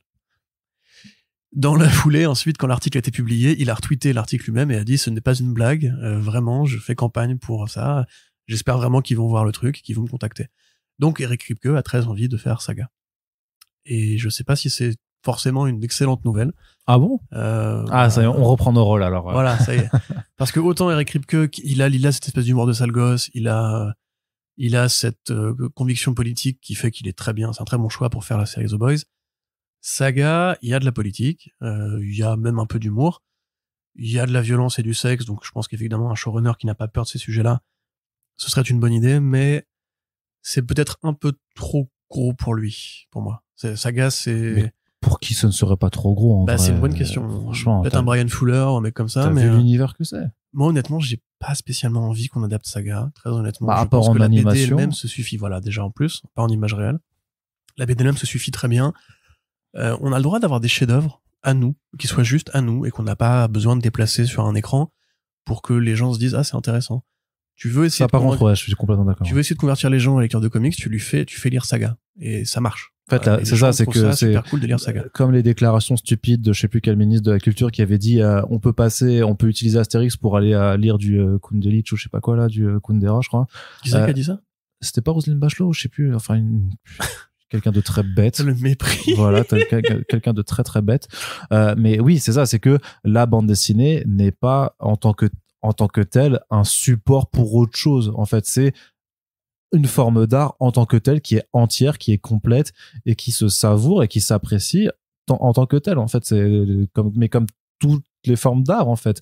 On dit dire, on n'a pas, et c'est d'ailleurs marrant que peut-être parfois, et j'ai l'impression que c'est particulièrement le cas pour la BD, peut-être à cause du côté très visuel de cet art, que particulièrement la BD, on se dit, on le voit vraiment maintenant que comme en fait le tremplin, un support adaptation, quoi. Comme un tremplin, voilà, vers une autre forme d'art visuel, oui. Alors que personne ne dit à chaque fois dès qu'il y a un Goncourt ou dès qu'il y a je sais pas quoi, telle personne ne dit si il faut adapter ce bouquin, ouais, ça fera un super film et tout ça, tu vois. Voilà, mais c'est pareil pour les jeux vidéo. Enfin, je veux dire, il y a quelques gens qui militent pour ça, mais là, GTA 6, il est sorti. Qui vraiment aurait envie d'une adaptation de GTA? Ça n'aurait aucun intérêt. Il y a des gens qui en ont parlé. Oui, mais personne n'a demandé une adaptation de GTA en film quand même. Mais voilà, c'est ce que je suis en train de dire. Oui, d'accord. Ouais. C'est un moment alors que la BD, on dit ouais, ça bouge pas, il y a pas de musique. En plus, ça se limite, alors qu'une série, ça prend le temps, tu restes longtemps dans ton univers et tout. Non, enfin, moi, je sais qu'il y a des BD que j'aimerais bien voir portées à l'écran. Ne serait-ce que pour l'impact économique que ça aurait pour les auteurs et les ventes qui seraient maximisées. Tu vois, Invincible, c'était une très bonne idée de le faire en série animée, par exemple. The Boys, c'est une super série télé, j'étais content quand elle est sortie et tout.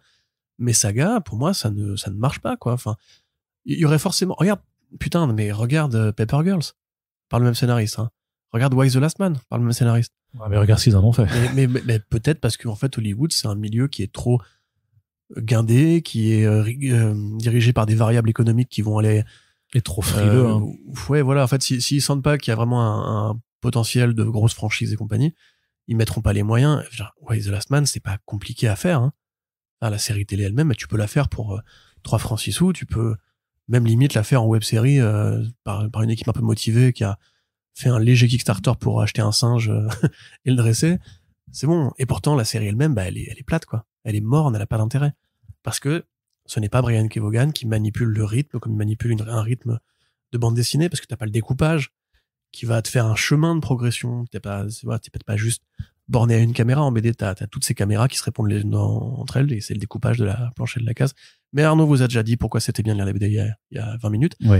Donc, j'ai fait mon laïus. Moi, j'ai pas envie d'une adaptation de Saga. C'est pas du pessimisme, c'est juste que je pense, comme Vaughan l'a dit lui-même, que Saga c'est fait pour être lu. Ouais. Voilà. Je serais curieux de voir juste comment il le rendrait, mais pour moi, ça ne serait-ce que le concept des bonhommes à tête de télé. Comment tu fais pour faire ça en live action de façon bien, tu vois, que ce soit.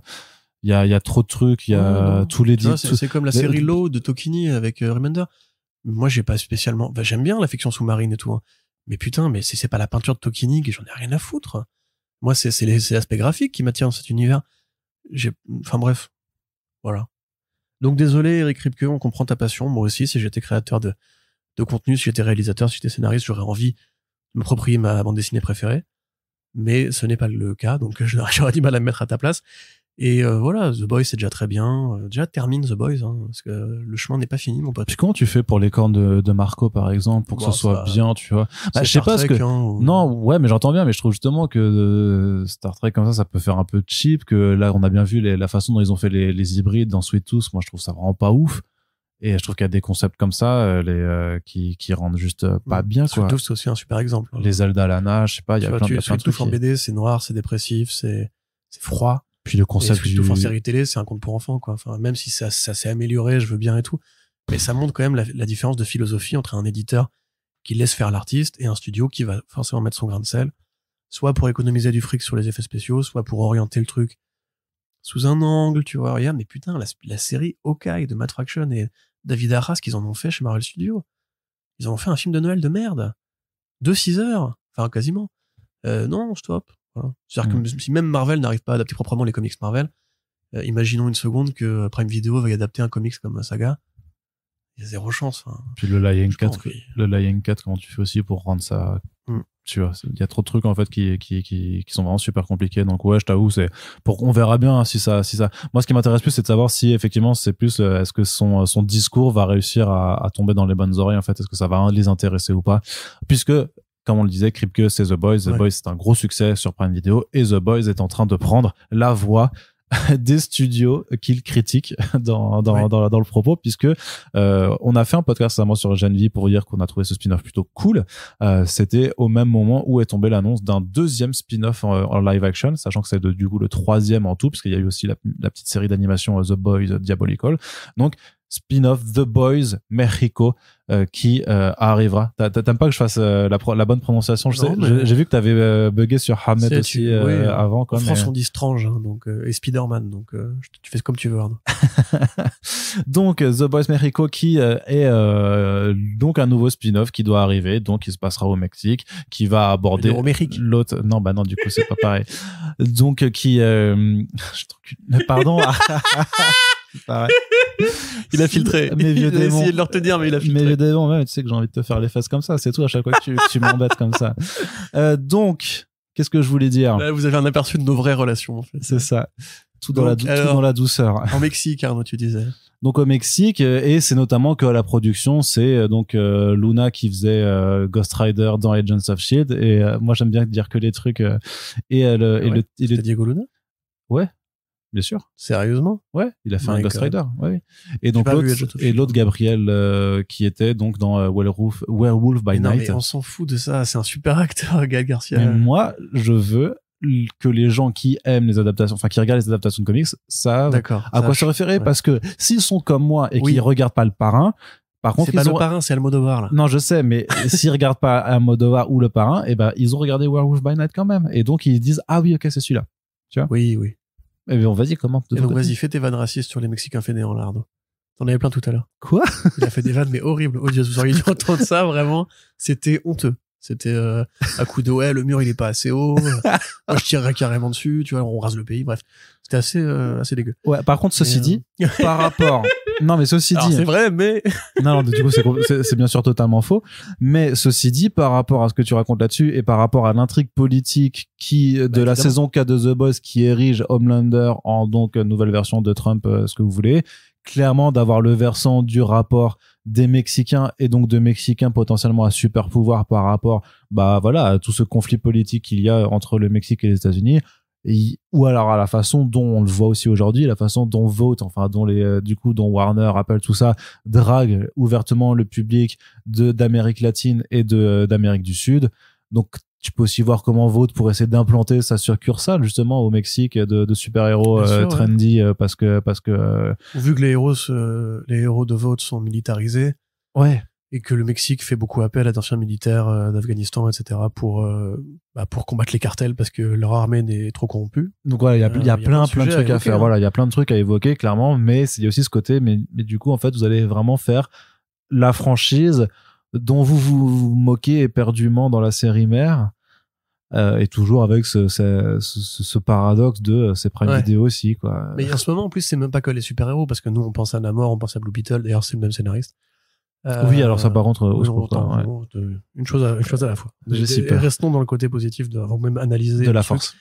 Avant ça, c'est que là, on a bien vu par exemple Prime Video qui a acheté les droits de la nouvelle série Zorro avec Miguel Bernardo. Ah, Bernardo, lol. Je vous jette pas la pierre, j'ai fait la blague 3 fois aussi en article, donc voilà. Pour le marché américain.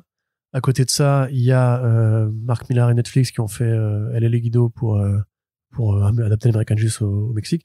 Et en fait, l'objectif, qui était bien fait. Hein. Oui, non, mais il y a pas de souci. Non, c'est pas un jugement critique. Hein. Il y a une tactique pour conquérir en fait les marchés sud-américains en général, les marchés hispanophones en général. The Boys Mexico, c'est Los Muchachos Mexico. C'est une tactique qui est plus cynique à mon sens, puisqu'elle nous rappelle en fait effectivement que Prime Video reste les financiers de The Boys, mais c'est aussi une plateforme qui appartient au groupe Amazon et qui pense en termes de marché. Alors que jusqu'ici, Gen V, c'était plutôt, je pense, une sorte de side project, de spin-off en mode on verra bien. Ils n'avaient même pas validé la saison 2 avant de. Enfin voilà. Donc c'était plus on verra bien, on le tente. Si jamais c'est pas utile, de toute façon, on a raccroché les wagons à la fin de la saison avec The Boys. Donc on est, voilà, c'est sacrificiel limite. Et en fait, ça marche bien, donc tant mieux, saison 2. Là, The Boys Mexico, il n'y a pas de référence particulière au Mexique dans la série principale. Ça fait un peu projet champignon qui apparaît dans la nuit, on sait pas trop. Ok, The Boys, c'est notre plus grosse franchise, on veut conquérir le Mexique et les pays d'Amérique latine en général, et du Sud. Bah ok, qui est intéressé? Ah bah les deux loustiques qui veulent bien bosser avec les studios parce qu'ils ont une vraie carrière à côté et qui s'en foutent de mettre leur crédibilité en jeu. Allez, go. Et voilà. Donc pour le côté positif, ça reste supervisé et produit par Luna et Bernal, qui sont des vrais potes hein, dans la vraie vie. C'est pas, on n'a pas dit, les deux Mexicains au fond de la classe, soyez copains et faites-nous une série. Je pense que c'est même eux qui ont dû amener le projet après une vidéo, ou alors que des discussions de producteurs. Hey, il paraît que The Boys veut faire des spin-offs, on a une idée, etc. La mauvaise nouvelle, c'est que c'est donc le scénariste de Blue Beetle et du film potentiel qui a été annulé, El Muerto. Donc c'est Monsieur super-héros latino à Hollywood, j'ai oublié son nom, il a un nom en plusieurs parties. Ça c'est pas forcément une bonne nouvelle parce que Blue Beetle était pas bon. Enfin je vous dis ça alors que je n'ai pas regardé, donc Arnaud t'en as dit. C'est dégueulasse ce film. Voilà, hein. c'est ça, il est inconséquent, il a aucun intérêt. Voilà, et c'est un peu la trouille parce que en fait, tu peux pas vraiment faire une série The Boys qui a pas d'intérêt. Si tu fais, enfin, en plus c'est très différent. Après peut-être qu'il aura plus de liberté par rapport au cahier des charges que lui imposait Warner. C'est probable. C'est même plus que probable.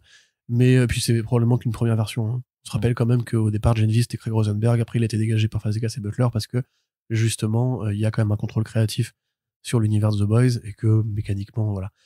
L'autre nouvelle qui n'est ni bonne ni mauvaise, c'est qu'il n'y a aucune perspective mexicaine dans les comics de Garth Ennis. Zéro. Et que cette satire des États-Unis, qui nous flatte parce qu'on est d'affreux connards d'extrême gauche, mais enfin selon la presse à scandale, je sais pas comment fonctionne l'humour satiriste vu du Mexique. Je sais pas si en fait eux c'est si bien vu que ça ou c'est si pertinent que ça en fait de parler des problèmes sociaux, parce que s'il y a des problèmes sociaux aux États-Unis, ils sont très nombreux, il y a une très longue liste. Ils viennent plutôt d'en haut, c'est-à-dire qu'ils viennent plutôt en fait de comment l'administration va occuper le pouvoir sur le peuple, alors qu'au Mexique, ils viennent d'une infestation de cartels. Et les cartels qui achètent les gouvernements, qui achètent des villes entières, qui massacrent des gens, qui font des passages pour la drogue et pour les migrants, etc. C'est pas un pays du tiers-monde, hein, le Mexique, faut pas déconner, mais quand même, c'est moins facile de faire de l'humour à la South Park, je pense, dans un pays qui a de telles problématiques à affronter. Tu vois, c'est comme t'imaginerais pas forcément The Boys dans un pays qui serait une vraie dictature. Parce que tu vois, le sujet n'est pas le même, la gravité, la résonance n'est pas la même. Donc, je sais pas exactement. À mon avis, c'est plutôt une bonne chose que Kripke ne soit pas du coup directement impliqué dessus. Il sera producteur, hein, mais il va pas mettre la main à la pâte pour scénariser ou pour filmer. Parce que voilà, moi, c'est ça ma question. En fait, je connais pas l'humour satiriste depuis l'Amérique latine. Je sais pas si justement cette culture, South Park, Simpson, enfin tout ce qui est dans The Boys qui informe un petit peu la vision dont les États-Unis se voient elles-mêmes. Quoique il y a aussi beaucoup d'humour canadien, puisque les deux producteurs sont canadiens. Ça peut être pertinent dans le monde de The Boys. Et accessoirement, comme tu l'as dit, c'est quand même assez amusant de se dire que The Boys, qui est une satire justement aussi du fonctionnement d'Amazon, en fait, c'est des studios, oui. oui, mais quand même pas mal d'Amazon. Hein. Bah, plus de Warner et Marvel Studios quand même. Oui, mais c'est le vaut de plus, la logique de streaming plateforme et compagnie qui même est dans Gen V, et le côté corps, parce que Marvel Studios, ça se moque quand même beaucoup Marvel Studios, c'est Disney, et Warner Bros, c'est Discovery maintenant, c'était AT&T avant. C'est pas des groupes tentaculaires, c'est des studios de cinéma, tu vois. Disney quand même avec leur parc d'attractions et tout ça, ouais, ça devient quand même plus. C'est plutôt. Oui, moi, je dirais que ça colle bien au groupe tentaculaire. Hein. Oui, mais pas au point. Ils sont pas dans. Enfin, l'action de Disney a rien à voir avec l'action Amazon. Je suis pas fort en bourse, donc tu vois, c'est comme Apple sur Disney. Ils font faire des peluches par des petits enfants dans les pays chauds, mais c'est pas au niveau d'Amazon ou. Enfin, faites vos propres recherches. Voilà, on va pas encore commencer une diatribe. Bref, il y a une idée quand même que la partie culturelle dans The Boys, oui, c'est un renvoi à la Snyder Cut, c'est un renvoi à Marvel Studios, mais le fonctionnement corporatiste de vote au global, c'est plus de plus grosses boîtes, c'est plus le réseau BlackRock, c'est plus ces machins qui ont une vraie incidence sur les gouvernements, qui possèdent des médias, etc. C'est plus Bolloré, comme tu le disais pendant le podcast Gen V, tu vois. Et donc c'est assez amusant de se dire que ce produit culturel qui insulte les corporations, en fait, reste quand même l'une des tentacules de la corporation pour servir un dessin de conquête de marché. On peut trouver ça ironique, on peut aussi télécharger The Boys et ne pas donner d'argent à Prime Video, parce qu'on n'est pas obligé. On peut aussi se dire que quelque part il y a un département à sauver chez Amazon et c'est Prime Video. On peut faire son menu comme ça. Dans l'intervalle, moi j'avoue, je demande à voir, très honnêtement, parce que je dis pas que Gen V était un heureux accident, hein, il y a eu des bons scénaristes qui ont travaillé dessus, et les thématiques étaient bonnes et fortes. En revanche, les États-Unis, même si c'est produit par des Mexicains, enfin hispano-mexicains, les États-Unis qui vont s'implanter au Mexique pour reproduire un succès américain sur ce territoire-là, voilà, moi c'est plus ça l'interrogation. C'est est-ce que c'est si pertinent? Est-ce qu'il y a vraiment moyen que ça marche comme ça? Est-ce que juste, tu vois, c'est genre tu prends un McDo, tu crées un El McDo au Mexique, tu dis maintenant on a fait des burgers spécialement pour les Mexicains. Est-ce que vraiment cette culture-là peut se déporter aussi facilement? Voilà, c'est ma curiosité du moment. Très bien, merci beaucoup Corentin. En fait, on n'a pas beaucoup de news, du coup on discute beaucoup dessus. Je m'aperçois. C'est bien. Et au final, je veux dire juste que la durée du podcast ne s'en trouvera pas modifiée. Partie cinéma pour conclure ce tour d'horizon, un bref point sur le fait que la fameuse super-héros fatigue ou blockbuster fatigue, hein, puisque les films de super-héros ne sont pas les seuls à avoir été touchés par ça. D'ailleurs, Disney prend très cher cette année. D'ailleurs, je crois que c'est la première année depuis je sais pas combien de Disney d'années qu'ils n'ont pas un film qui fait le milliard au box-office. Ouais, c'est bien possible. Ouais. J'avais vu le chiffre passer. Et donc, ça sent mauvais pour le box-office d'Aquaman and the Lost Kingdom. Tout à fait. Mais du coup, on parle pas de Disney là. Non, mais je disais juste dans l'ensemble, c'était juste pour introduire le fait que c'était pas que les films de super-héros, que c'était les blockbusters au général et que forcément, on va y revenir après de toute façon. Tu vas pas escamoter ça. Non. Alors effectivement, les premiers forecasts pour Aquaman 2, c'est du 30 à 40 millions aux États-Unis pour le premier week-end. Selon Box Office Pro, et comme on le dit souvent, ils sont pas une boule magique, mais ils ont des estimations, voilà, qui, et à force de faire que ça de leur journée, ils sont finis par développer leur glande pinéale, un troisième œil leur a poussé, je sais pas. Mais effectivement, souvent, ils sont autour de la vérité. Ils étaient même finalement plus optimistes que prévu pour The Marvels. Ils avaient dit un truc comme 50 à 60 pour The Marvels, et au final, ça a fait moins. Parce qu'en plus, il y a l'effet boule de neige. C'est-à-dire que quand les premières analyses te disent le film va pas très bien démarrer, celles et ceux qui entendent parler de cette donnée-là se disent bon, laisse tomber, c'est foutu, on va pas y aller. Ça va être le film de la loose. Donc voilà, parce que c'est comme dans les élections, quand on dit tel candidat est crédible. En fait, il devient crédible par formule incantatoire. Moi, ça m'étonne absolument pas. Mais alors, absolument pas. Aquaman 1, c'était vraiment un accident. Hein. C'était vraiment un succès accidentel. Bah, sûrement, ouais. La plupart des gens qui l'ont vu ne considèrent pas, je pense aujourd'hui, que c'était un film culte. Certainement que beaucoup de gens ont apprécié le truc. C'était un film qui était peut-être aussi dans la bonne trajectoire post-Snyder, on va dire. Parce que c'était Jason Momoa, il est populaire au sein de la communauté des Snyderiens, que c'était un acteur un peu vedette, sur qui tout le monde comptait à ce moment-là.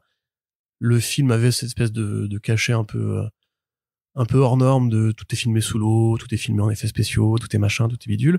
Et surtout, c'était l'époque de la boulimie chinoise pour le super-héros américain. Ça, pour le coup, tiens, en termes de tactique d'exportation, je m'étonne toujours encore aujourd'hui que des Marvel, de Marvel a essayé, mais des Marvel ou des Warner Bros aient pas été plus ouvertement à aller chercher à créer des franchises en Chine. Tu vois, ça m'étonne qu'il n'y ait pas un The Boys China, justement. Parce que voilà, typiquement, c'est à l'époque, il y avait ils ont vraiment compris, les moyens de faire un truc. Hein. Ouais, mais ils ont compris que Le Shang-Chi est tombé trop tard, c'est dommage, mais en même temps, il est pas tombé en Chine, techniquement, Shang-Chi. Donc, voilà. Alors maintenant, si on fait le bilan, le film, il sort l'année où, en fait, on sait qu'il y aura aucun avenir à cette version de l'univers DC. Il sort au moment où les gens commencent à s'enthousiasmer, voire à s'impatienter même, j'ai l'impression, pour le Superman Legacy. Il sort après l'échec consécutif de Black Adam, Shazam 2, The Flash et Blue Beetle. Donc il n'y a plus aucune communauté DC. Voilà, enfin il n'y a plus de fans fidèles qui vont voir les films DC, et on sait que c'est très important puisque ces films-là, ils ont jamais vraiment marché sur la qualité, ils ont marché sur l'engouement de la saga. Ils ont marché sur l'engouement d'un épisode, puis un épisode, puis un épisode, puis un épisode. Et en fait, c'est comme un camé. Quand tu lui enlèves sa dose et qu'il fait son sevrage, bah, il a moins envie d'aller se piquer, tu vois. Donc c'est un peu la même chose. C'est-à-dire que là, les gens, bah, ils ont perdu l'appétit. On leur a dit, de toute façon, il n'y a plus rien après, donc ils ont arrêté d'aller les voir en se disant que ce serait utile si un jour il y a un bon film qui sort, qu'ils aient au moins vu ce qui s'était fait avant. Et puis en plus, bah, il sort 5 ans après le premier, quoi. Et après 3 ans de tournage, on a déjà vu tout ce qu'on voulait voir dessus. Le premier trailer est pas convaincant une seconde, c'est un échec marketing assez renversant, je trouve. Ça veut pas dire que le film sera pas bien, hein. Moi, encore une fois, je répète, j'ai bien aimé le premier, le 2 a l'air dans les mêmes eaux. Hey. Mais en revanche, oui, non, il va se gaufrer. Et honnêtement, même, je me demande, parce que 30 à 40 millions, c'est les chiffres de Shazam 2, hein, pour le coup. C'est ridicule. Surtout en comparaison, en fait, c'est le même, mais tu sais, c'est le même rapport du premier Captain Marvel au second. Le déclin, il est affolant. Le déclin prévu, en tout cas, pour ce Aquaman, est affolant. Hein. Et je sais plus, c'était Étoiles Héroïques qui avait dit ça récemment, qui disait, pour l'instant, The Marvel, ça va être la pire tôle box-office des super-héros. Mais attention, Aquaman 2 n'est pas encore sorti. Et la différence, c'est qu'Aquaman 2, il a coûté vraiment beaucoup plus cher. Ils disent 220 millions de budget, je crois. C'est faux. C'est complètement faux. C'est impossible que ce film tourné sur 3 ans avec autant de reshoots ait coûté que ce prix-là. On se rappelle que déjà, pour Black Adam, ils avaient dit, ouais, non, écoute, 200 millions, etc. On découvre plus tard, 290 quand même. Avec les reshoots qui n'avaient pas été mis dans l'enveloppe du truc. Et d'ailleurs, tiens, j'en profite aussi pour adresser un truc à un mec qui avait répondu dans les commentaires de je sais plus quel article, qui nous écoute pas, mais ça me fait plaisir. Que La Petite Sirène n'avait pas coûté 297 millions, qu'il en avait coûté que 245. C'est faux. Je rappelle, encore une fois, si ça vous intéresse de le savoir, les films, quand ils les tournent dans certains pays, ils ont des exonérations fiscales. C'est le cas au Royaume-Uni, c'est aussi le cas en France parfois.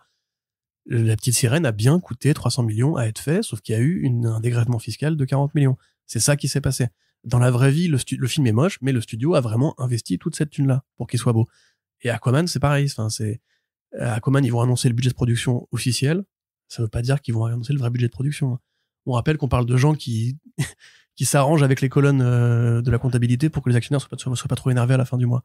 Et si on parle des échecs de Disney, on pourrait aussi parler des échecs de Warner, parce que The Flash, c'était quand même au moins 200 millions de pertes. Black Adam, c'était 100 à 150 millions. C'est le premier qui avait justement commencé à amorcer ces débats sur la réalité des chiffres. Et Shazam 2, bon, lui a coûté beaucoup moins cher. Il a dû perdre que quelques dizaines de millions pour la gamelle. Blue Beetle, pareil, il a pas dû perdre énormément, mais il a perdu quand même. Et au global, si tu prends toute l'année, je pense qu'on est à un bon milliard de pertes, hein, sur l'ensemble des films de super-héros, vu la gamelle collective que ça a été. Non, ouais, c'est.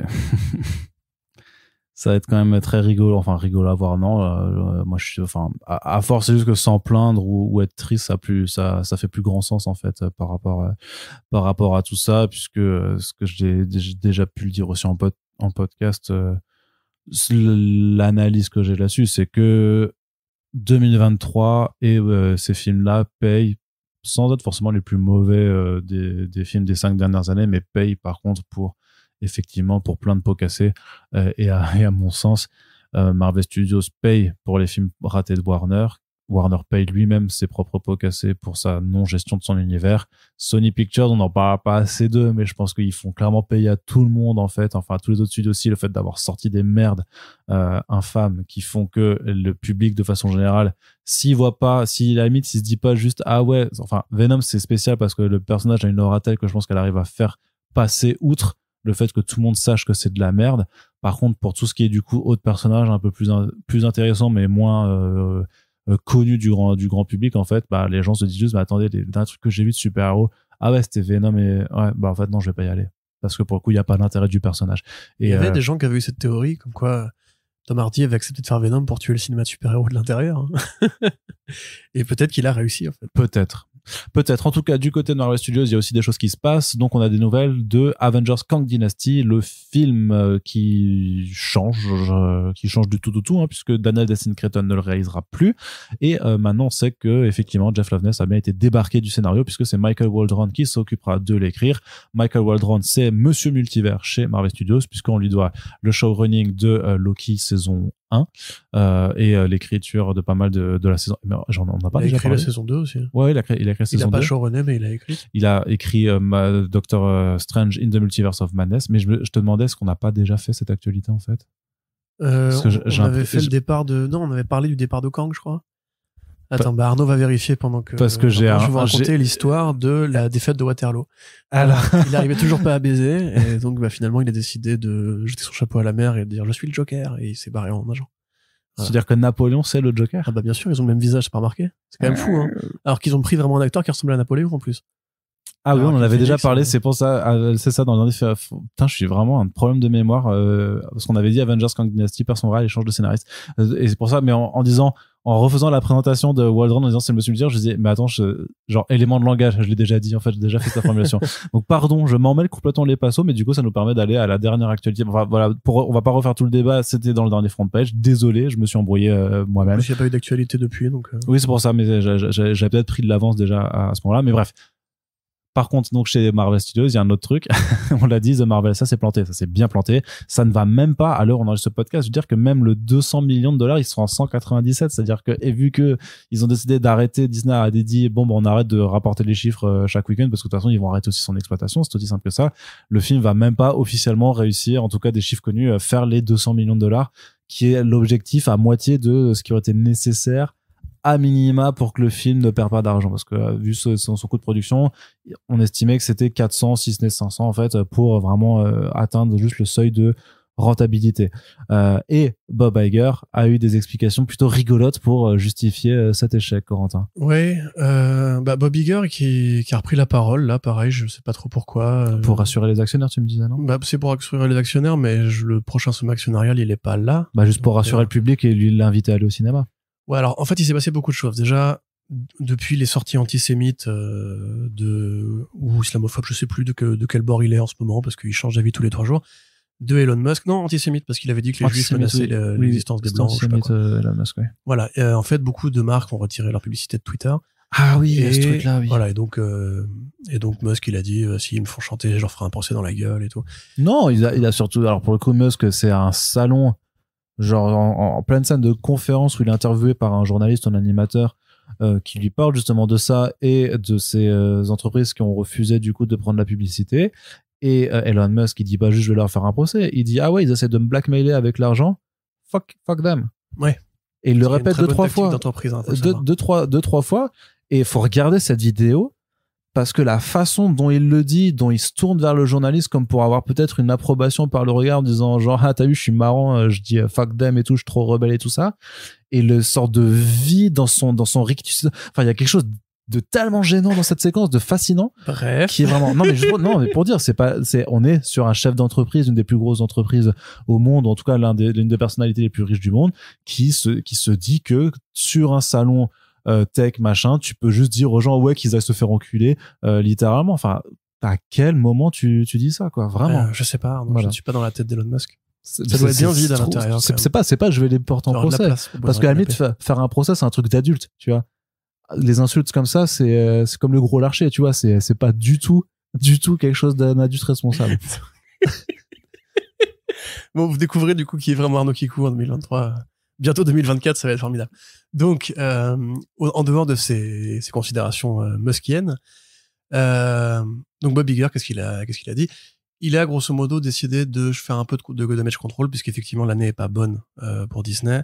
Du tout. Parce qu'il y a les échecs des Marvel, mais il y a aussi, on pourrait parler de l'échec de Indiana Jones, l'échec de Oui, la c'est ce que je Petite disais avant Sirène. dans la fatigue des blockbusters. Voilà, et d'une manière générale, en fait, de cette espèce d'idée qu'il faut investir énormément d'argent. On a eu vraiment beaucoup de films à 300 millions de dollars cette année.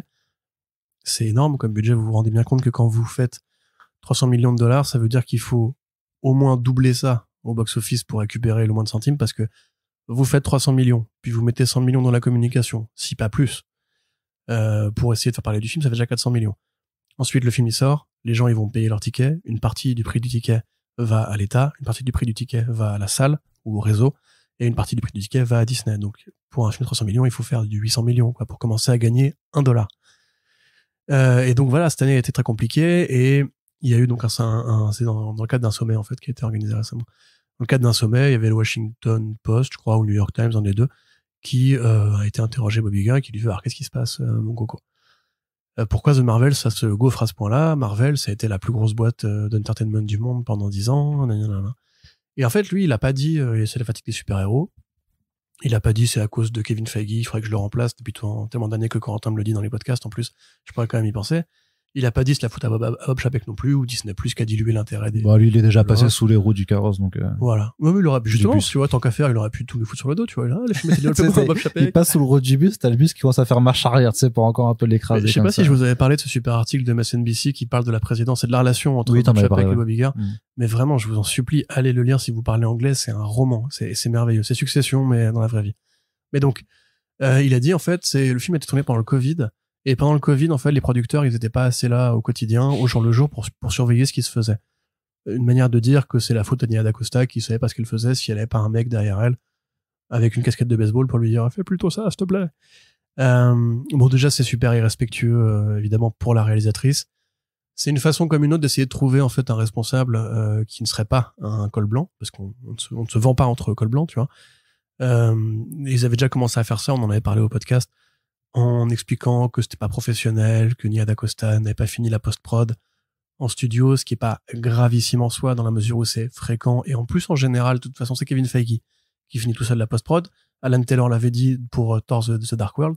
Quand on lui avait dit, dis donc, il est pas terrible ton film, mon coco, il avait dit, mais j'ai pas foutu un pied en salle de post-prod. Je n'ai pas vu le montage du film. Je ne suis pas à l'origine du montage du film. Donc, peu importe que Nia DaCosta ait été là ou pas, elle n'aurait pas eu le final cut de toute façon. Donc le film il est raté parce que justement il y avait trop de producteurs, parce que c'est un film de producteurs. Encore une fois, ça Nia DaCosta l'a dit. Quand vous allez, beaucoup de gens l'ont dit, quand vous allez faire un film pour Marvel Studios, vous allez faire un film de Kevin Feige. Vous tenez la caméra et Kevin Feige dit action. C'est tout. C'est même pas qu'il dit action, c'est qu'il vous laisse faire votre film, puis après il va juste aller dans la salle de montage, et là il fait le genius de la post-production, et c'est là qu'il transforme tout ce que vous avez tourné dans son film. Oui, en fait, c'est ça. tu vois. Enfin, après, c'est aussi lui qui amorce les reshoots.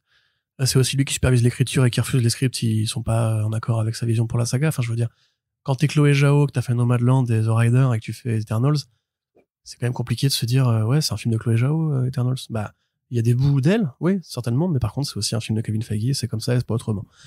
Donc là, ils ont trouvé, en fait, la bonne idée de prendre la jeune réalisatrice noire qui a bien voulu faire le zouave avec eux, pardon. Après, elle a pas été très maligne de dire que c'était pour rembourser son prêt étudiant, hein, parce que c'est une chose de se couvrir quand un film qui sort n'est pas bon, mais tu vois, oui, c'est comme Hollywood. Taika Waititi qui disait que c'était C'est ça, pour mettre voilà. la daronne à l'abri. C'est pas... Hollywood, il y a une culture du secret, on n'a pas le droit de dire quand on a fait une pige pour l'argent, et on n'a pas le droit non plus en général d'engueuler le producteur.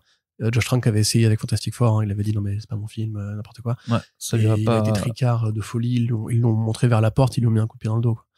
Donc voilà, là actuellement, il y a une politique de revanche chez Disney qui est pas très agréable.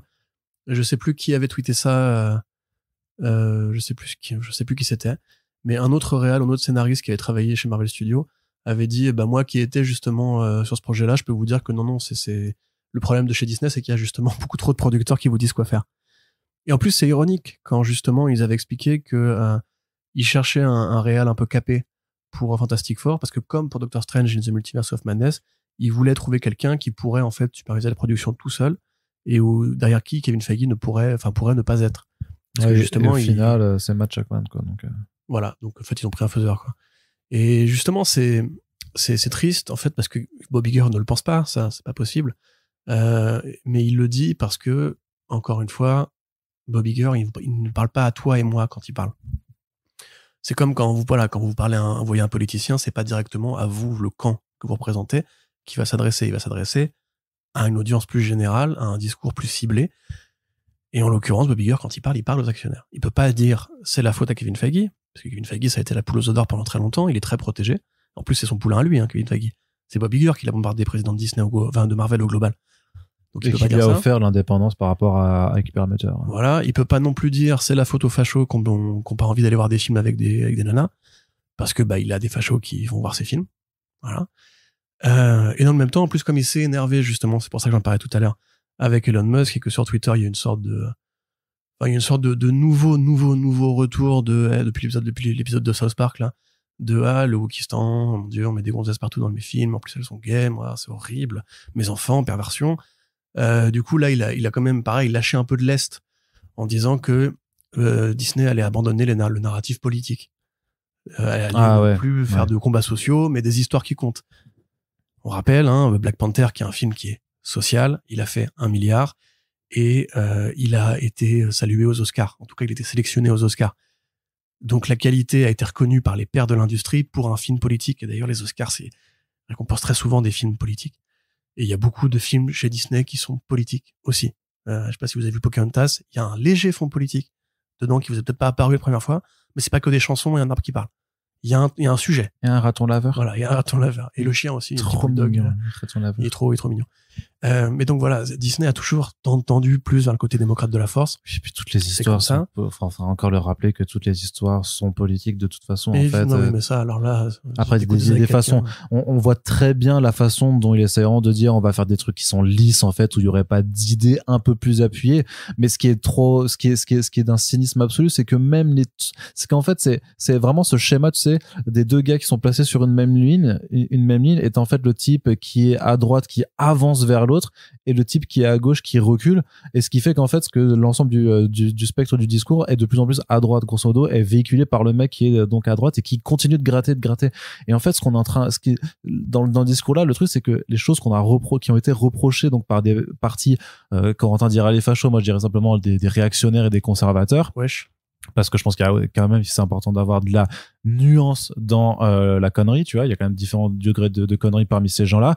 Mais donc ce qui a été reproché à Disney en l'occurrence, c'était un plan de deux meufs qui s'embrassent pendant 1 seconde, qui peut être cuté à l'étranger et qui est dans l'arrière-plan d'une séquence anecdotique.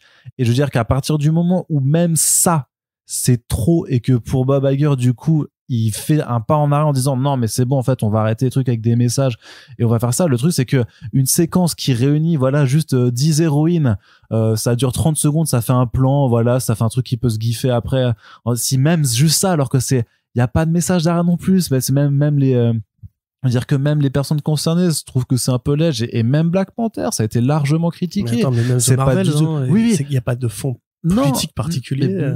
Non, bien sûr. On peut trouver que la civilisation décrit éventuellement un côté, un pays après dévasté par une guerre et tout, ou l'interventionnisme américain, j'en sais rien. Mais en vrai, il faut déjà creuser pour trouver ça. Oui, et le film, il a pas de message particulier. Il faut le voir, mais le truc c'est que même ça, il y a 3 meufs en héroïne, et ça c'est dans mon voilà, pays, et c'est ça, c'est le fait juste que d'avoir 3 nanas en tête d'affiche, ça devient trop pour une certaine partie d'un public féroce et qui n'hésite pas à le dire, même s'ils sont peut-être pas très nombreux au final, mais qui en tout cas ont toute l'énergie qu'ils ont et visiblement tout le temps du monde aussi à dépenser et parfois c'est dans deux bottes, hein, on sait également, tu vois, pour faire la contre-offensive réactionnaire, hein, clairement. Et sauf que c'est en train de gagner parce que tu vois, du coup, le président de Disney qui dit, OK, 3 femmes en tête d'affiche, Non, mais- on va arrêter, on va faire plutôt Non, de mais nouveaux, ça, je t'ai dit, enfin, c'est ouf, quoi. Bob Iger ne va jamais faire ça de la terre de la vie. Mais juste le discours, je trouve que c'est grave, quoi. Mais bien sûr que c'est grave. Mais encore une fois, c'est comme quand t'as un enfant qui gueule, en mode genre, maman, non, tu lui dis oui, c'est bon, t'inquiète pas, on va faire ce que tu veux. Et après, une fois qu'il est calmé, bah, tu t'en fous, en fait. Parce que c'est ça dont il s'agit. Mais agit comme un frère. Bob Iger, encore une fois, l'année dernière, il a fait quasiment 900 millions avec Black Panther 2, qui était un film autrement plus politique que Shazam Fury of the Gods, que The Oui, c'est Flash, sûr, oui. que toutes ces Oui. gaufrettes les unes après les autres. Et Indiana Jones 5, pardon, il est pas particulièrement politique. Enfin, il y a du discours, hein. Voilà, c'est un mangold et tout. Mais je veux dire, c'est un film que des vieux ont été voir parce qu'ils étaient nostalgiques de Harrison Ford et du mec avec son fouet et son chapeau en cuir. Et ben, il s'est tollé aussi. Donc, à un moment donné, il faut juste que, quand un mec dit un truc sur Twitter, quand c'est un homme de pouvoir, etc., faut essayer juste de comprendre dans quoi on s'inscrit, comme époque, comme climat, voilà. Disney, ils sont aux États-Unis déjà pour commencer, la moitié de la population veut la mort des migrants mexicains. La moitié de la population considère que les personnes trans sont des malades mentaux, etc., etc. Lui, il peut pas se passer de ce public, donc il dit ok, je montre pas de blanche. Et après, son but à lui derrière, ça va peut-être être de déguiser le message, ou alors de le faire de manière plus fluide. Mais de toute façon, il y a eu un avant et un après MeToo, il y a eu un avant et un après Black Lives Matter. C'est bon. Les gamins d'aujourd'hui qui ont 5 ou 6 ans, même s'ils sont élevés par des parents réactionnaires, ils ont vu Black Panther et sûrement qu'ils ont kiffé aussi. Ils ont vu Spider-Verse avec un héros noir et sûrement qu'ils ont kiffé aussi. Ils seront pas racistes pareil demain.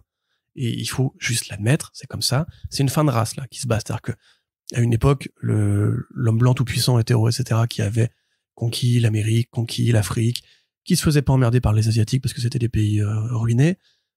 Il s'est dit, après la guerre froide, c'est bon, j'ai dominé le monde, je suis le meilleur, etc. Et un jour, d'autres groupuscules sont venus réclamer leur part du gâteau, en disant, mais c'est quand même bizarre parce que vous êtes devenus riches avec une force de travail qui venait aussi de chez nous. Et peut-être qu'à un moment donné, c'est pas cool, c'est pas juste. Et bah ça, il peut pas l'entendre. Donc du coup, il décide que toutes ces évolutions sociales qu'on a essayé de faire passer, le droit des femmes, le droit des minorités, la lutte contre le racisme, tout ça, en fait, le met en danger lui parce que c'est plus le héros de l'histoire. D'un seul coup, c'est plus lui qui gouverne, en fait. Parce qu'il doit faire un acte de tempérance pour laisser de la place à ses revendications. Et ben, il y a des gens, ils sont capricieux, il y a des gens, ils sont égoïstes, il y a des gens, pour eux, c'est trop. Il y a des gens aussi qui ont peur, il y a des gens qui voient les djihadistes à la télé, ils se font là là, mais ça va pas ou quoi. Et c'est les mecs, justement, de gauche qui sont contre le racisme, qui veulent pas me protéger de ces gens-là. Et voilà, ça marche comme ça, en fait, la société actuelle. Et ça a été le cas dans les années 30. En fait, chaque génération a eu cette période noire de l'histoire. Voilà, dans les années 80, demande, il y avait les skinheads à Paris, hein. Enfin, je veux dire, il y a des skinheads à Paris qui tabassaient des mecs qui sortaient de boîte, tu vois, les gays, etc. Alors aujourd'hui, ça revient. C'est comme ça, c'est cyclique. Mais ça va s'arrêter. À un moment donné, je suis triste de vous l'apprendre. On va juste, encore une fois, devoir dépasser les limites et après, on va revenir dans le bon camp, comme d'habitude. Actuellement, là, juste Bob Iger, lui, il a tout à fait conscience que c'est juste une séquence et que, d'une manière ou d'une autre, Disney ne pourra pas faire des films de fachos. C'est pas possible. Et même des films lisses. Les films lisses, ils peuvent en faire autant qu'ils veulent. Mais ils ont envie de l'Oscar. Ils ont envie d'aller chercher cette démographie de on est les gentils. C'est pour ça qu'ils ont fait Black Panther. C'est pas juste parce qu'ils voulaient se donner une bonne image ou la diversité forcée. Gna. Sinon, encore une fois, ils auraient fait des films sur des héros chinois dès le day one. Et là, ils auraient eu des tonnes d'argent. En vérité, il y a une envie chez les raconteurs d'histoire de participer au progrès. Pardon, il y a un Sound of Freedom contre 5 films avec des héros noirs cette année. Donc, moi, j'y crois pas une seconde. Je pense qu'on monte en épingle une déclaration qui est du damage control. Ah, ok, d'accord. Okay. Et à mon avis, vous verrez demain, pareil, Marvel, hein, je veux dire, Marvel a toujours fait des comics progressistes pour l'intérêt économique, on est d'accord, mais ils auraient pu tout aussi bien ne pas les faire, et ils auraient gagné autant d'argent. Spider-Man, il est resté blanc de 0 à 60 ans, tu vois. Mais un jour, il y en a un mec qui s'est dit, hey, si je faisais Miles Morales. Et voilà. Et personne lui a dit, non, ça va pas, on va énerver les nazis et tout. Bah alors, il y a quand même eu à l'époque des réactions de ce temps, hein. Non, mais il y a eu des réactions, mais surtout au final, Miles Morales, il sort cette année surtout que dans l'univers Ultimate, en plus, pour le coup, c'était un vrai remplacement, tu vois, le sens que je donne au truc. Mais bon. Mais aujourd'hui, enfin, cette année, il y a eu un jeu vidéo et un film avec Miles Morales, les deux sont bien vendus, tu vois. Ah oui. Donc, à un moment donné, il faut que, mais qui peut vraiment croire, en fait, que Disney va arrêter de faire ça?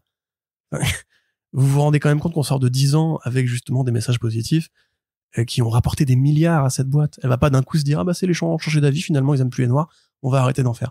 Bah non, ça marche pas comme ça en fait. Bah tu peux pas empêcher le fait que par rapport à ce qu'on entrevoyait de la phase 4 par exemple, si on parle que de Marvel, et par rapport justement à ces groupes de super-héros plus jeunes, plus divers et tout ça, tu pourrais très bien les voir juste mettre un frein à ça, c'est-à-dire pas arrêter mais en faire moins, peut-être moins que ce qu'ils avaient envie. Arrêter. Regarde, c'est comme DC Comics avec le DCU où ils avaient dit après on revient au steak frites et patates, tu vois. Ouais mais c'est différent parce que c'était plus des questions d'expérimentation et de forme vraiment de bande dessinée, de tonalité, alors que là on parle de problématiques plus de mise en avant à la fois de différents genres, minorités, et d'avoir des films qui auraient ou non un propos. Le truc c'est que si c'est vraiment pour avoir des films où c'est vraiment un héros quel qu'il soit qui se bat contre un vilain, ça fait la bagarre et ça se termine comme ça et t'apprends rien, enfin tu peux le faire hein, mais à quel moment dans ce cas-là, à quel moment tu crois que ça va marcher? Ça va n'intéresser personne. Peut-être justement le problème des films Marvel Studios modernes en fait, c'est qu'il y a plus vraiment de nouveautés. Enfin, moi je dirais si tu veux les films pas politiques, en fait, de faire des séries comme The Boys, tu vois. Ouais, mais je veux dire que les films de super-héros pas politiques, on les a vus, c'est Venom, c'est Morbius. Venom, comme dit, c'est un truc trop bizarre parce que le personnage fait que les gens sont quand même allés les voir, mais Morbius, pour le coup, c'est un truc qui n'a rien de politique, qui ne se mouille sur rien du tout, bah c'est Morbius, vraiment. Qui veut aller voir ça? Pourquoi? Parce que là, c'est pas juste que ce soit Morbius, tu vois, ça pourrait être un film Iron Man, mais un film Iron Man où c'est grosso la même histoire, sauf qu'au lieu d'être un vampire, il a une armure et tu fais opposer à son vieux pote qui décide de se faire sa propre armure aussi. Même ça, tu peux pas. Enfin, Iron Man, c'est un milliardaire. Déjà, ça tient un truc de prendre un milliardaire qui veut sauver le monde. Ça donne une image particulière de la société. Est-ce à l'époque, Iron Man avait été inspiré, enfin, la version de Downey Jr. par Elon Musk? Est-ce que t'aurais fait cet Iron Man-là en 2023? Je pense pas, parce que les reflets du monde réel, notre vision des milliardaires, notre vision du politique, elle a bougé, elle a évolué. C'est pour ça qu'il y a eu des tonnes de références à Trump pendant plein de films de ces dernières années, tu vois. Et donc, de fait, de gré ou de force, même si, bon, maintenant, il y a les IA qui vont écrire des films, donc on sait pas, mais de gré ou de force, il y aura toujours un point de vue qui se basera sur l'expérience vivante de quelqu'un qui est entouré de politiques, de rapports sociaux. Et c'est pour ça que, encore une fois, quand on dit tout est politique, ouais, du coup, une table, c'est politique, une chaussure, c'est politique. Ben non, connard, mais et encore, où est-ce qu'elle a été non, mais encore, même ça, où est-ce qu'elle a été fabriquée? Par qui? Je pense que tu peux apprendre Fight Club si ça vous intéresse. Tu peux apprendre plein de choses d'une table, hein. Mais tu vois, le simple fait juste de montrer une interaction entre un homme et une femme, c'est politique. La façon dont ils vont interagir, est-ce que la femme aura le droit de parler? Est-ce qu'elle aura le droit de parler d'autre chose que du héros? Est-ce que le héros aura le droit de la frapper? C'était à l'époque, dans les années 50, il y avait plein de mecs qui mettaient des tartes aux nanas, tu vois. Oui, c'est vrai. Aujourd'hui, on considère que c'est moins bien, tu vois, parce que peut-être ça a évolué, que c'est pas bien. Je veux dire que on peut encore regarder ces films dans leur jus, tu vois ce que je veux dire. Mais voilà, ça a évolué déjà. Est-ce que le couple va être marié? Est-ce que la femme aura un travail? Est-ce que elle sera 100% hétéro? Est-ce que lui sera 100% hétéro? Comment est-ce qu'il va être musclé? Est-ce que du coup on va être dans la culture du corps façon années 80? Est-ce que lui va être plutôt bedonnant parce qu'on est dans une critique du salariat? Enfin, il y a tout est là-dedans en fait. Et ces éléments-là, ils ne peuvent pas disparaître parce qu'ils font la matière d'un récit. Et voilà. Donc, je suis désolé, mais non, Bobby Gurn ne va pas faire des films moins politiques parce que c'est pas possible.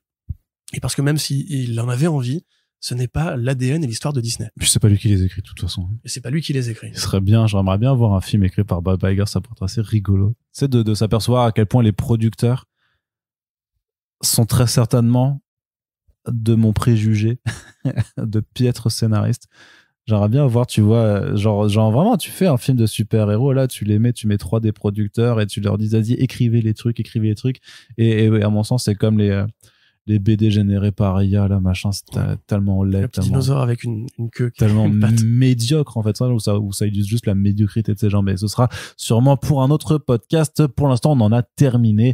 On espère que ça vous a plu. N'hésitez pas à le faire savoir, à faire vos retours et à partager le podcast. Et on sera ravis de vous retrouver tout prochainement pour la suite de nos émissions. Merci de nous écouter toutes et tous que vous êtes et à bientôt. Salut! Salut!